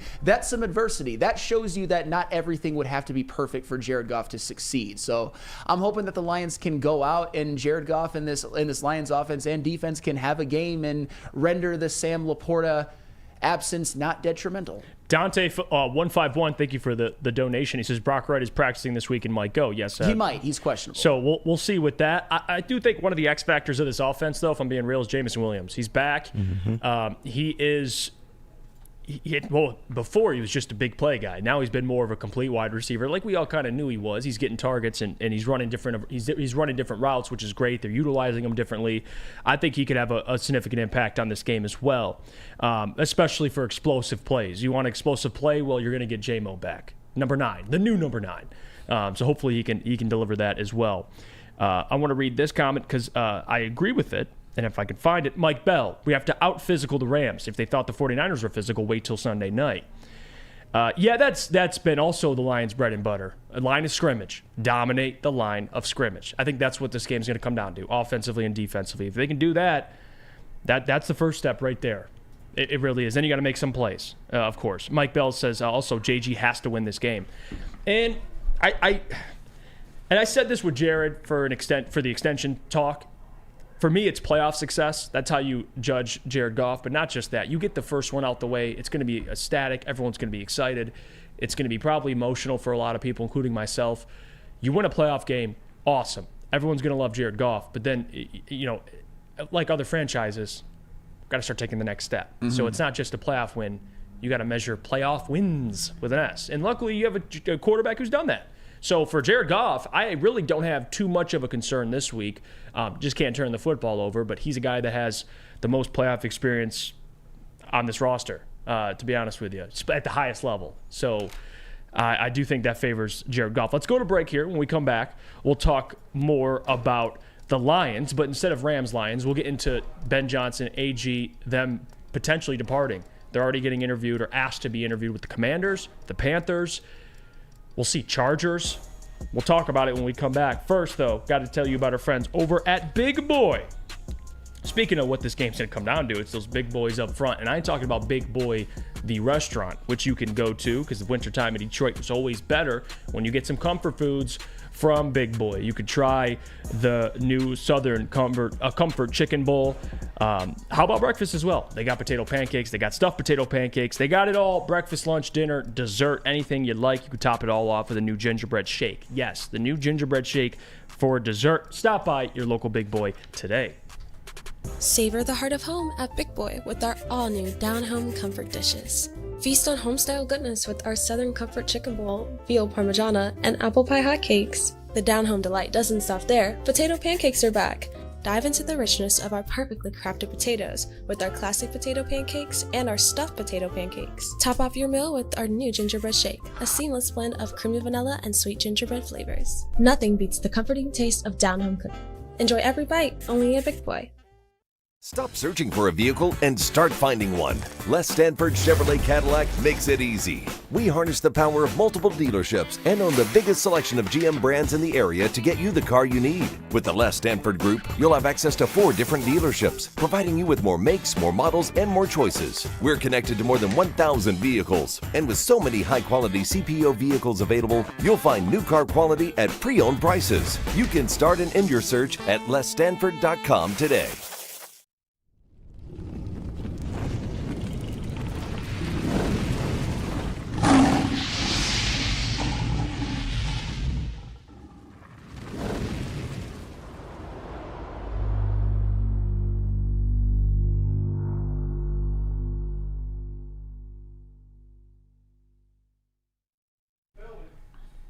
Let me tell you about our friends over at Feldman Chevrolet, because it is Detroit's #1 Chevy dealer. They got 18 locations. There's a Feldman dealership in your backyard. Visit feldmanauto.com to find the location nearest to you. You can catch Woodward Sports live from Feldman Chevrolet in Novi every other Monday.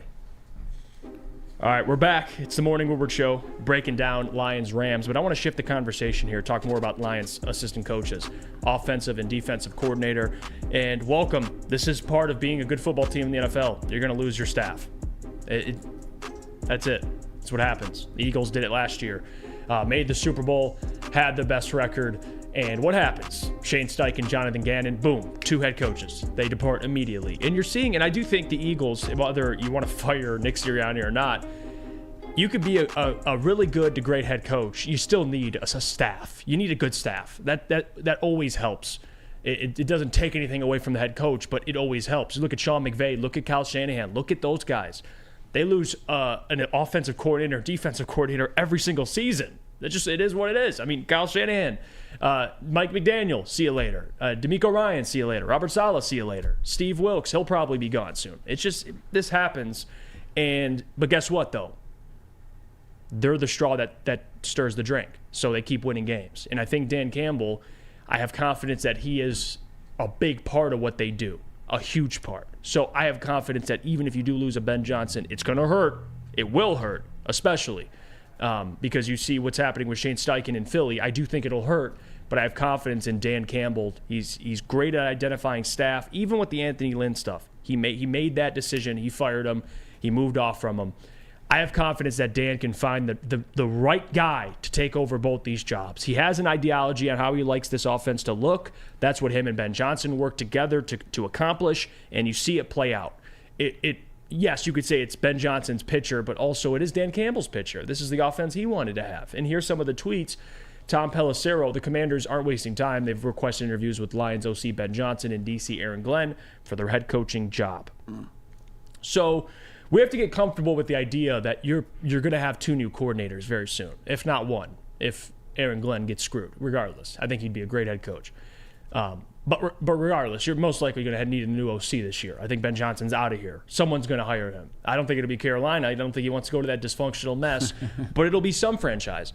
And I bring this up all the time, but I really do believe it's true. It is not the same as Dan Quinn when he lost Kyle Shanahan. I don't think it is, because Dan Quinn is a defensive-minded guy. That is what he takes pride in. He's a DC, obviously, in Dallas. I think this is different. If you want to make the comparison, Dan Quinn to Kyle to Dan Campbell and Ben Johnson, I think Dan can recover. But Sam, I'd be lying if I didn't think, losing Ben Johnson's going to stink. But hopefully they already have a successor already kind of waiting, and that could be a Tanner Eckstrand. That could be somebody that's been working with Ben Johnson. If Ben doesn't take him to be his OC, but why would you leave to go be Ben's OC when you could be an OC for a team that you're familiar with, players you're familiar with, and a scheme you're familiar with, and the comfortability's there, and you're part of a winning team. So although, yes, Ben could take somebody to be his OC, I do think a Tanner Eckstrand would stay. So I think the Lions will be okay. DC, whoever they bring in, it'd be cool if it was Jesse Minter. If AG leaves, hey. I'm a big Jesse Minter guy. I think he'll be an excellent DC at the next level. But we have to stop fearing of the possibility of this whole thing will fall apart if both of them leave. Well, because it's going to happen every year. You're going to lose coaches. The reason why, and I'm not saying that Lions fans fear it, but the reason why I think it's at the forefront of people's minds right now, at least across the NFL, is that look what's happened to the Philadelphia Eagles. I know you mentioned that in the prep. I know you mentioned that briefly at the beginning of your monologue. Is that the Eagles throughout the year? They're obviously, everything that they wanted to accomplish is still right in front of them. They're still a playoff team. They still, I think, have a matchup that they can win at Tampa Bay. But they've never looked the same, even when they were 10-1, and they've obviously death spiraled to end the year. And they lost Shane Steichen, their offensive coordinator, who's gone on to be a successful head coach in Indy, and they lost Jonathan Gannon, their defensive coordinator, who has gone on to, be a head coach in Arizona. We'll see if he's successful or not. He didn't have a lot going for him this year, but you can see some flashes from him as well. And you look at the Eagles and how they have fallen off a bit this year. Their offense, actually, in terms of scoring, is pretty similar to what it was last year. I'm not going to highlight that stat enough, but their defense is really what has hurt them this year. And I think they do miss Jonathan Gannon, but they also miss TJ Edwards, CJ Gardner-Johnson, and Javon Hargrave. Right. Their defense this season is ranked 30th in points allowed per game, and last season they were 8th. And when you talk about players that are missing for them, Javon Hargrave, they just plugged in Jalen Carter, and Jordan Davis has emerged, and you still have Fletcher Cox. And for all the people who want to crap on Jalen Carter, nobody is saying anymore that the Lions should have got Jalen Carter, but that doesn't mean he sucks. He has had a very good year, and they still have Josh Sweat, they still have Hassan Reddick, they still have Brandon Graham. And then at the linebacking position, it was a weak spot at the beginning of the year with the absence of TJ Edwards, but they went and got Shaquille Leonard. But at the same time, Shaquille Leonard isn't TJ Edwards. It's still been been a weak spot. And then at the secondary position, you've got James Bradberry. I said Cam Sutton stinks. James Bradberry stinks. If you want me to be fair, James Bradberry went from being an all-pro to stinks. And then they tried to remedy what they lost in the secondary with C.J. Gardner-Johnson by getting Kevin Byard. But no matter what has happened, no matter how they have tried, this defense with the Eagles has been bad all year. So them missing Jonathan Gannon, I think, has hurt the Eagles a lot. And I think that is a reason why people might think maybe the Lions could take a step back if they lose one of their coordinators. And the turnovers is what's really hurt them. That is where I think Jalen Hurts in particular really misses a Shane Steichen. And this is one of the fears. Can Jared Goff play without Ben Johnson? Because last season, Jalen Hurts had 8 turnovers. This season, 20. That's bad. It's over double. That's over double. And so I think to some extent the Eagles coordinators being gone have hurt them, have kind of, and it's not the only reason, but a team that was expected to compete for Super Bowls year after year after year and thought they for sure had the best quarterback in the NFC. There's a lot of questions surrounding them moving forward. Do I think it's going to happen to the Lions? I don't know. I think losing Ben Johnson would be tough because I think he's the best offensive coordinator in the NFL right now. I don't know if losing AG would be as big of a deal because he's never really, say what you want about AG, he's done some good things, but he's never architected a good defense. But it hasn't always been his fault. He hasn't had the personnel. I just think my point of all of that is that coordinators do matter, especially for somebody like Dan Campbell, who I think as of right now is more of a leader of men head coach as opposed to an offensive or defensive wizard. And he's done a great job hiring and firing when needed to as well. So we'll see, but that is a good problem to have when your coordinators are so good and having so much success, particularly Ben Johnson, that you're sought after as one of the top head coaching candidates. Hell, if I have a vacancy and I'm an NFL GM, I'm writing a blank check to Ben Johnson, but that's a testament to what he's done in Detroit. And that's credit to, and of course, it's credit to Ben Johnson first, but it's also credit to Dan because I think Dan, and David Witt says, here, I'm going to read this comment. We need to start having the conversation on the Dan Campbell coaching tree. I do think Dan, there will be, he's a leader of men, and he, like I said, despite the Anthony Lynn hire, I get that. But I think you'll start to see this where you get guys that are promoted and they're going to start leaving for head coaching jobs. I think more so the fear is with Ben. You're right. It's not with AG as much. I think some people would rather see AG just leave now. But for Ben, there is part of me where I'm like, yeah, I wonder how much of a drop-off it would be. But then there's another part of me that's like, if they do bring in a guy like a Tanner Engstrand, can they keep this offense productive? It's not going to be the same guy calling plays, but it'll be kind of the same scheme. Now, Shane Steichen in Philly it's a big loss, but I think it speaks to also who they brought in. Brian Johnson, the quarterback coach for Philly, that he is now the OC. I don't know if that's working. And maybe it's who they hired. I think that's a bit what it comes down to. It's not losing Ben. It's who do they hire? Who do they bring in to replace a Ben Johnson? Because if you bring in, like Kyle Shanahan, we know he's the guy that calls plays. So if a Mike McDaniel leaves, they'll be all right. Even though Mike McDaniel's a hell of a play caller, he's a hell of an offensive mind, they'll be okay. I'm curious to see what happens with Dan Campbell. If they lose a Ben Johnson and they do really take that big of a step back, maybe we were all fooled. Maybe Ben Johnson had a lot more to do with this offense than we thought. But if they can keep up somewhat of the production, then it goes to what I believe is which Dan Campbell, I think, has a lot to do with this offense. Same with Ben, but I don't want to say that, without Ben, they're screwed, offensively. Well, I think anybody knows that Ben Johnson has had a huge part in this offensive success. I mean, just look at how much their offense skyrocketed since he was, I would say, elevated and then promoted, obviously, to offensive coordinator. But what I think us Lions fans are banking on is that Tanner Engstrand has had a big part in that as well and is learning under Ben Johnson and has been a part of this organization. Passing game coordinator this year. Yes, passing game coordinator, which was what Ben Johnson was when he was elevated in 2021. So obviously he's going to have the exact same archetype. That's what we hope, but I'm kidding a little bit. But you know what? We've seen it happen before. There is precedent to that. And Dan Campbell, I don't think he was a tight end. He was a tight ends coach. So offense is his specialty in terms of his side of the ball that he prefers and that he's better at. So I don't think he has no part in the offensive game plan and in even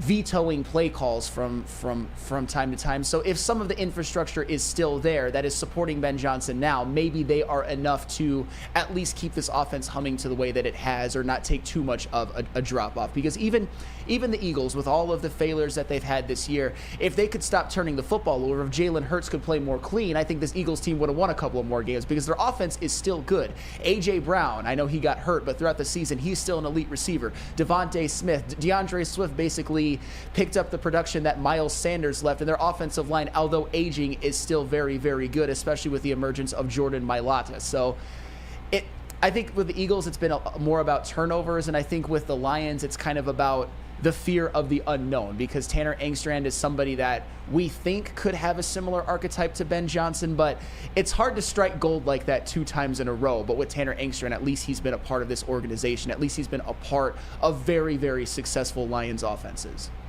Broder says each day that goes by, Scotty Montgomery makes me think that he could be the next OC. Well, that's another one kind of in-house that. And I don't want to take any shots at Scotty, because he's a great coach. Because we got to see him. I went to training camp, and you got to see Scotty in action. And I know Broder gets to see him a lot more. And Vincent says Scotty Montgomery is extremely undervalued, and I agree there. I think he's a great coach. But I like them to go the route of what they did with Ben. If you're having a guy as the passing game coordinator, and Jared Goff, Neil always says, we have a quarterback that's second in the league in passing yards. Passing yards, well, who's coordinating the passing game in which Ben Johnson's calling? It's Tanner Engstrand. So I would like to see him kind of seamlessly just start calling plays now. I would rather have Tanner Engstrand, to be honest with you. I get there's an unknown there. Same with Scotty. But I want a guy that's already drawing up the concepts for the passing game. A guy that's kind of already in the room with Ben. He said some things about Tanner too. He works with with Tanner a lot. I would prefer just Tanner. I don't want to see. It feels like this is last. Remember, it was Deuce Staley. Should he be the OC? Remember that conversation too. Mm-hmm. And I was the same. I was consistent. No, I want Ben Johnson. No Deuce Staley at all. And Ben worked out. So I want the same thing this time. I want Tanner Engstrand. And anything else, we'll figure it out. But that's my preference, and I'm not coming off of that. To the shock of absolutely no one, and I know people aren't going to like this, I was one of the few people who wasn't a fan of Deuce Staley when watching Hard Knocks. I thought he kind of came across as a lunatic. Me personally. Well, what? That's on brand. That's on brand. I'm not surprised there.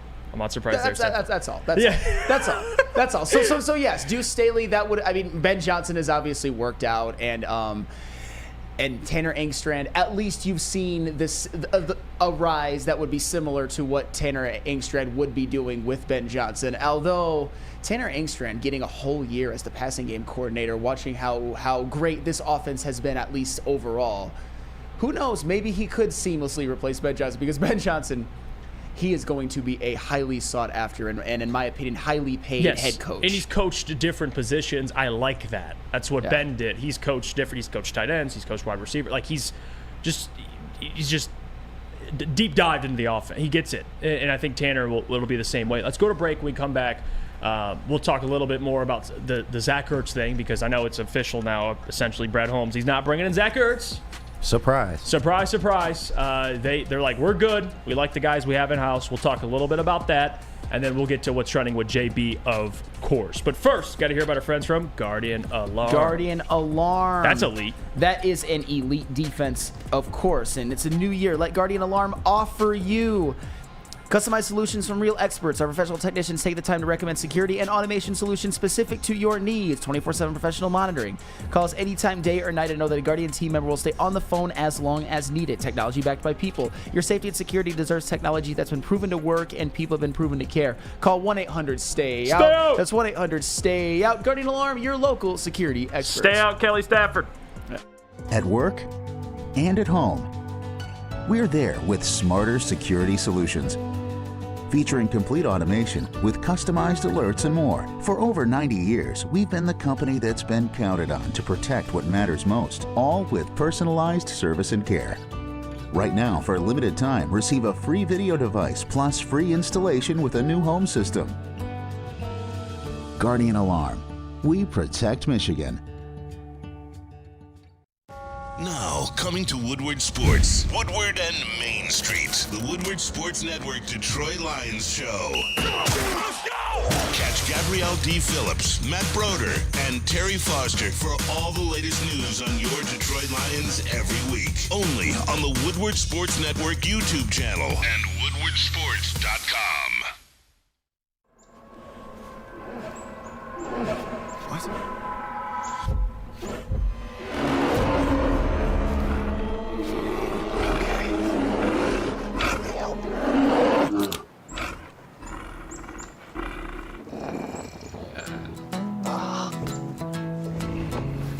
Oh, yeah.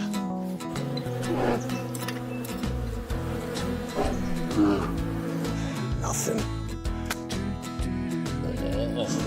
G-G-G-G-A.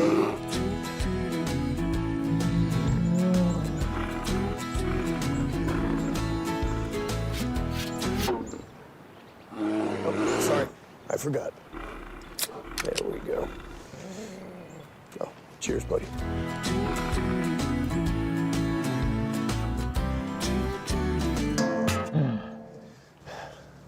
I think we need to get you a pick. Brace yourselves, Detroit. As the sun begins to set, two of Woodward Sports' brightest young stars will be taking the mic for a brand new show. Woodward Nights with Spooner and Broder. The dog days in Detroit are over, and the boys are unleashed. Join in on the banter and hop on the bandwagon of the #1 night show on the internet. Tune into the Woodward Sports YouTube channel every weeknight from 8 to 10 p.m. Woodward Nights with Spooner and Broder. We're back. It's the Morning Woodward Show here on the Woodward Sports Network. And you know what, JB? Let's pivot. Let's go to what's trending with JB. You want to pivot? Yeah, Oh. you could even bring up the Zach Ertz stuff. I don't even care. I mean, it's 9:40. Let's check your clocks, check your watches. What time is it? What's time? What's trending with JB? JB, talk to me. What do you got? All right, let's do it. Well, let me start off by this. Sam, I don't know why you keep sending me these pictures, but I guess you want me to play them so much. I guess he wanted to show off his new poster that he has downstairs in his basement, his man cave, covering up number 9. Matthew Stafford right there. Actually, I do love that. I do love that. It's perfect. It is. I mean, I'm surprised you haven't gotten that covered up by now, but hey, I don't mind it. That's how you fix things, JB. You have a Stafford little picture of Stafford on your wall in your basement. Just slap an NFC North champ on it.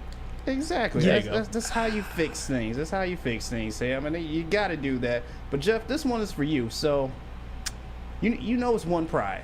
You know it's all grit. So, I remember last year you put your hair on the line for the University of Michigan. Will you do the same, just like Amon-Ra St. Brown has done by dyeing his hair Honolulu blue? Are you all in, Jeff? No, I'm not. No, that is a booner. That's a booner type of thing to do. I'll leave that to him. He could dye his idea, right? He could dye his hair, his balls, dye whatever you want. I mean, dye it all blue, head to toe in blue. But me, no. I'm not going to do that. I respect St. Brown for doing that. I think it's funny. And I love that he's embraced just the Lions. Like, that's why when you look at certain players, you're like, that guy's going to be a Lion for a long time. Like, St. Brown, it seems like that guy. So I love it. That seems like a very Amon-Ra St. Brown thing to do. And I love it, too, because nobody has really been as, I would say, a bigger part of the Lions' turnaround than Amon-Ra St. Brown. He's been an absolute revelation. He's a superstar as a 4th-round pick, and he embodies everything that the Lions stand for. He is going to, I think, go down in history as an all-time great Lions player, and hell, maybe even an all-time great NFL player if he keeps it up like he's been keeping it up. But I'm being a little too preemptive. It's just that Amon-Ra St. Brown, I think, is one of the people in Detroit who have a 100% approval rating amongst everybody. He's a star. Kenji, what about you? You dyeing your hair Honolulu blue? Nah, I can't do the blue, man. But I respect him for it. I said last night on Nights he looks like a Super Saiyan guy, for all my Dragon Ball Z fans out there. But you love seeing him embrace that culture, man. Like you said, he's going to be a Lion for a long time. So absolutely. People, Booter says, Jeff, No, Booner says, I will not be dyeing my hair. Easy says, wow, Jeff, not a real Lions fan. Dye your hair if you're a real fan. Not Jeff. a real fan. Well, yeah, no, I'm not dyeing my hair. Sorry. I'm not doing that. Not going to do it? No. Are you saying just to dye my hair or to bet my hair if they win? No, to dye your hair. The bet is to dye your hair. No. Yeah, I'm good with that.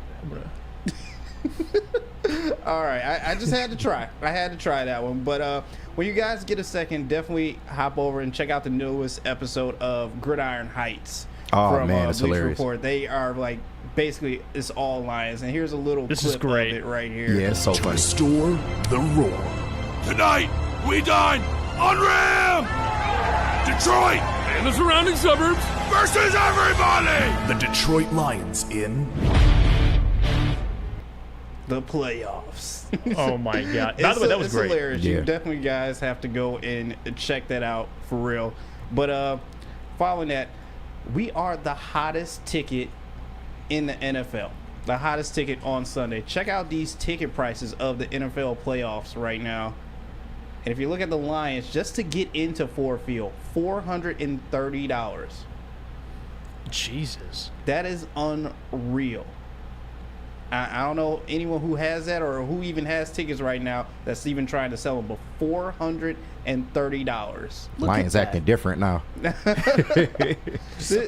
Have a little success, they acting different now. I guess so, man. I mean, I don't got the money for it, but if you do, hey, more power to you. That's why I said, I mean, the NFL's sitting here just going, yes, when they saw the Lions match up with the Rams. Like, that is a back up the Brinks truck. You know how many people are going to be watching this game on television? Like, everybody. I'm so glad it's not on Peacock, by the way. Yeah. That's great. But Sunday Night Football, it's prime time, and it's too good. The storylines are just perfect.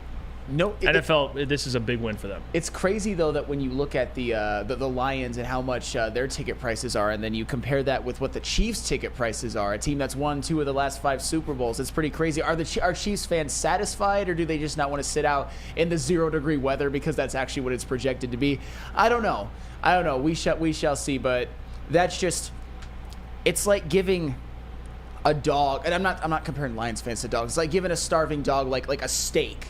That's what Lions fans are right now, because us Lions fans are so starved for even a home playoff game. So that is why we're just buying them all up. And honestly, I bet there's some people that are calling the mortgage company, maybe talking to their landlord or something, be like, hey, can you extend? Can I do it a little bit late? I'm sure that's happening all over Detroit. Yeah, I was reading people out there that, are like, hey, I'm not rich. I don't have that much money, but I forked up enough to go to this game. And those ticket prices, what is it, like $400? $430. It's already higher than that. I checked. It's about like $600 at this point. And that's standing room. And that's oh my God. That's like the back. You're like trying to watch it. It's very back of the entire Ford Field. So I can't imagine if people are sitting up front or you have pretty good seats. I can't imagine. I mean, you're spending at least a band on this game. Mm-hmm. Yeah, that. But is but unreal. you think about it. I mean, I've spent some hefty money on attending some concerts in my day, and I've had a lot of fun at those concerts. But then you think it's like drop a little more to go to a game that you'll remember for your entire lifetime. It's True. like I don't hate it. No one's crazy for buying those tickets. It's worth it. It's worth it. 100%. They would have to win though, because if not though, oh my God. Now you're living with that memory. Right. And you have to go there. So I get that. It's like now I'm homeless and now they lost. Right. Yeah. I bet the house on this game. Wow, that got really morbid really fast. I think the Lions are going to win, for the record. I think all the Lions fans who go to that game it's going to be worth it for whatever financial sacrifice you have to make. It's just, when it comes to a concert, and I've always said that, this is why sometimes I prefer concerts to games, you pretty much have a 100% guarantee of having fun and being satisfied. If you go to a game, I mean, I went to the Michigan-Ohio State game in 2023 and 2021 with my father-in-law. If either of those games would have turned out differently, I would have been a miserable SOB on the way home, probably for the whole week after that. And those are the stakes those are the risks you take, and especially going to a playoff game, a win or go home environment. But you know what? If you win, there's no experience quite like it. Yes, indeed. Broder, I'm going to read Broder real quick, JB. Yep. Broder says, Jeff Flannel, the NFL sets the initial ticket prices. The ticket prices are on the secondary market, meaning the Lions fans refuse to give them up or let any other team take over Ford Field. Yeah, I mean, and I love that though, because and I've been to a lot of Lions games, and every year me and my dad go to the Thanksgiving game, and you see, not this season, not last season, but I've been going for about 6 years now. It's filled with opposing fan bases, and that's the thing about this playoff game. I don't think you'll see no Rams fans in there, and if you do, it'll be like you'll be looking at is that a Rams fan? I think it'll be a majority Lions fan, which is great. That is the type of environment you want to attend. But just to give you an idea, I mean, I think the Drake concert at LCA was like $500 for decent seats. Oh, so yeah. I mean, am I going to see a playoff win? Yeah, I want to see a playoff win. But to Sam's point, at least you're guaranteed a fun time. Yeah. But I think regardless, even if they lose, God forbid, you would still be like, I got to see that. Matthew returning to Ford Field. It's not just the playoff game. It's a memory. It's a memory. You know what I mean? So, yeah, I don't hate it. Lions fans, don't sell your tickets. Do not sell your tickets. And we don't speak like that around here, Jeff. Lions will win on Sunday. But you know who else got a win yesterday? Everyone on BDE, especially Neil Rule, who paid up his bet. Everybody. There you go, Neil. He's returning that back to Walmart. Yeah, he's returning this back to Walmart, but he did pay up his bet, so he is a man of his word.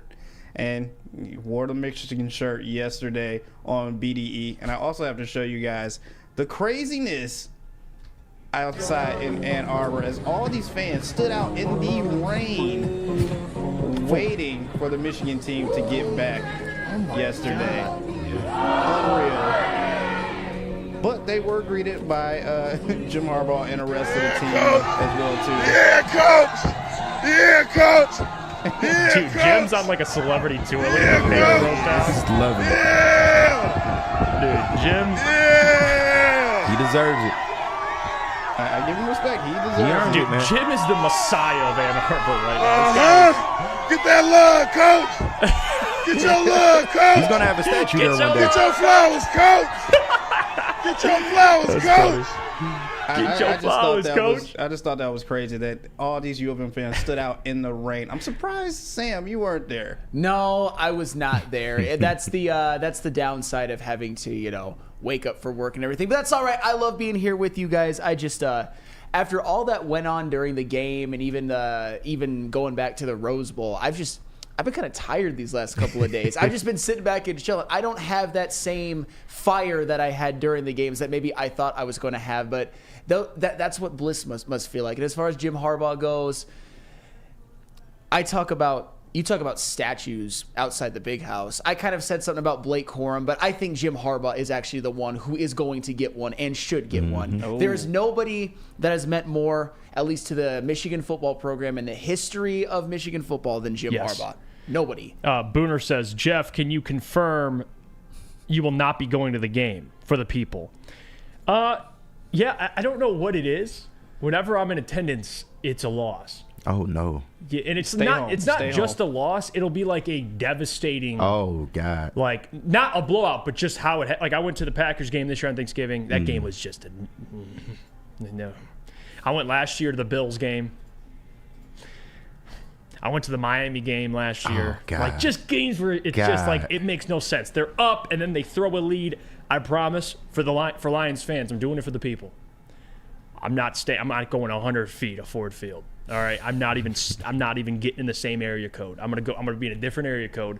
I'll be, most likely to your guys' you guys helping me out. Maybe I'll watch with my dad. That's what I'll be doing. But I promise for the people, I will not be even getting close to the game. So are we saying after you and the boys do a phenomenal pregame show that we need like security up front to be like, we cannot let this man Jeff Don't let me near Ford Field. You're right. I don't know what happens. Every time I'm there, something happens. And it's not just, they lost. No, they lose in these ways where it's like they know I'm there. Like they're like, this bastard's here. We're up 27-14 at halftime. Let's just throw it. You know what I mean? Against the Dolphins. Somebody call Guardian Alarm and have them outside. Yeah. Lady James, as soon as the pre-show is done, just to escort you back to your house so you don't get anywhere. Make sure you near get there safe. Ford Field. Yeah. But that's all what's trending with JB today. Back to you guys. I could see Jeff trying to make like a break for it. Hey, look over there. You're right. Get his ass. No, security. No, please. Like this, good stuff, JB, by the way. Yeah. Tay says, don't even watch the game. Nobody says, please don't turn on your TV. Yeah, okay, relax. All right, relax. Relax. All right, it's proven. There's data. When I watch, it's different. Remember, guys, when I'm there, it's very different. For what Jeff Iafredi and myself and KG and JB do for a living, we have to watch every second of every Lions game. And they've been 12-5. So obviously he's not a curse unless he goes. Yes. He's got to watch on TV. Chromium says, Lions 5-0 in games I've attended. Well, Chromium, we need to get you down there. We need to get him. Get you down there, escorted into the stadium. Dan Wood says he probably plugs the plug on the light banks at Ford Field. No, I'm not touching no plugs there. That's for I can He does have you. experience though, like pulling plugs though. Unfortunately, Right. Yes, it's too bad. And taking credit when they come back on. Ryan says I was at the Ravens game. Well, Ryan, well, you don't go either. You're in the same club as me. Just don't go. All right, okay. There you go. That's how we flip the juju. All right, let's go to break here. When we come back, we'll. Cue Ball says, don't even think about the game. don't even look at it. Yeah, don't you look at it. Don't you think about it. Don't you. It's like the Breakfast Club. Don't look at her. Don't get anywhere near her. Yeah. Don't even think about her. Fucking Emilio Estevez. Great movie. Actually, a great movie. Let's go to break. When we come back, we'll get in the mailbag. Get your questions ready, and we'll try to get to as many as we can. First, though, got to hear about our friends from Dispo. Dispo. Yes, start the new year lifted. Visit Dispo Dispensary today for exclusive new deals. Experience Dispo Dispensary, a team that curates an unbelievable atmosphere mixed with fresh inventory from Michigan's largest variety of products. Come through our stores or order on Dispo Dash today. New year, new deals, same plug. Dispo Dispensary, DispoShops.com, your local cannabis plug. And we got to hear about our friends at Lady Jane's. Lady Jane's, of course. Let me there you let go. me Look at sift that. through that for a second. Oh, yes. My A+ haircut that I always get. Yes, from the A+ stylist, and maybe I'll get a celebratory Michigan haircut at some point, but I think I'm going to keep it shaggy. Get a block M in your head. No.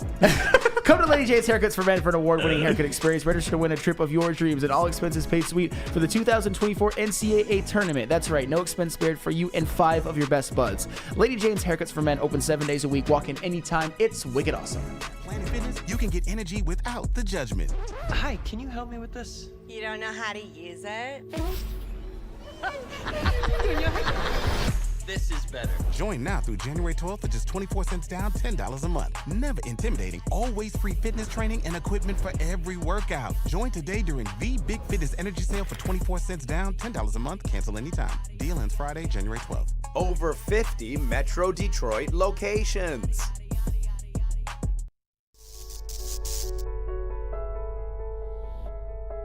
We've just received word. The world's cannabis supply has vanished. The public is outraged and has taken to the streets in response to this tragedy. The individual responsible acted alone, and we can only hope they will make things right soon.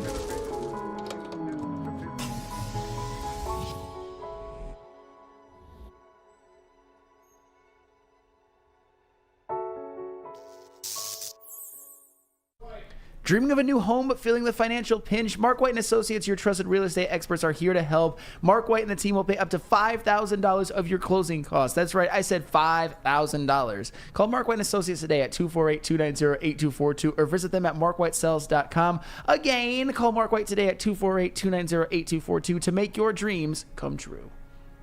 And let me tell you about our friends over at Les Stanford. What happens when you run a great business for over 50 years? You expand, offer more products to more people. This is exactly what Les Stanford did by adding Les Stanford Buick GMC on Woodward Avenue, just south of 9 Mile. Check out Les Stanford in Dearborn today. Find the brand you want at lesstanford.com.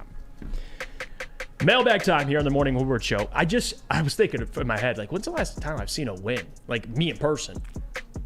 When going to a Lions game. And I'm sure there's one more recent than this. I hope.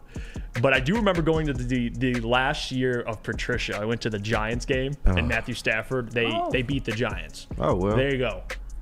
Which is bad. The last time I saw, one of the last wins I've seen was with Matt Patricia. So, yeah, I'm not going to the game, just to give you that idea. Okay, let's see some of these.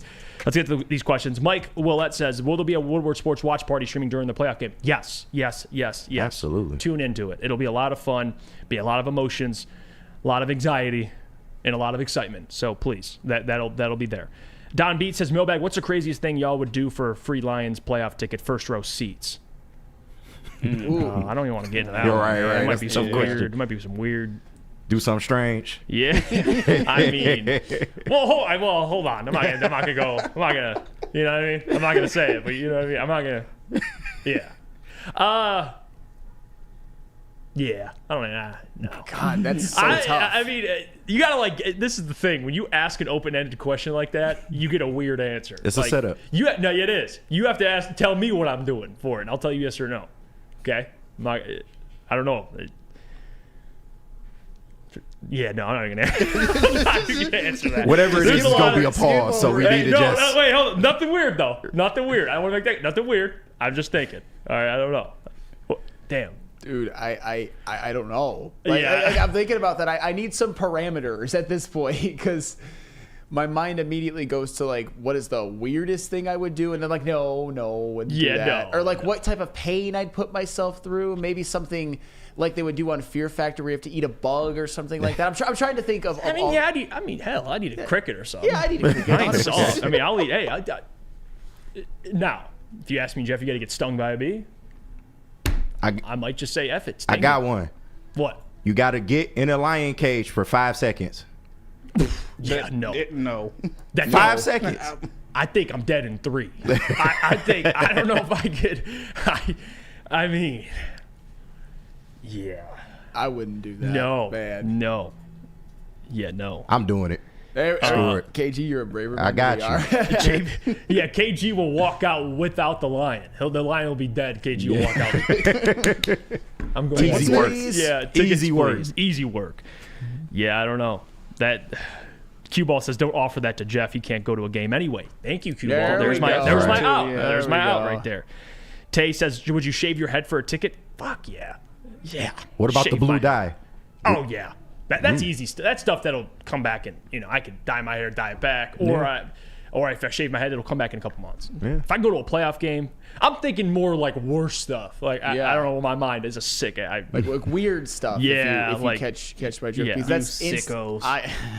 But I wouldn't do those things you're thinking of. Koke says this guy's scared of bees. You think he's getting in a lion cage? I mean, yeah.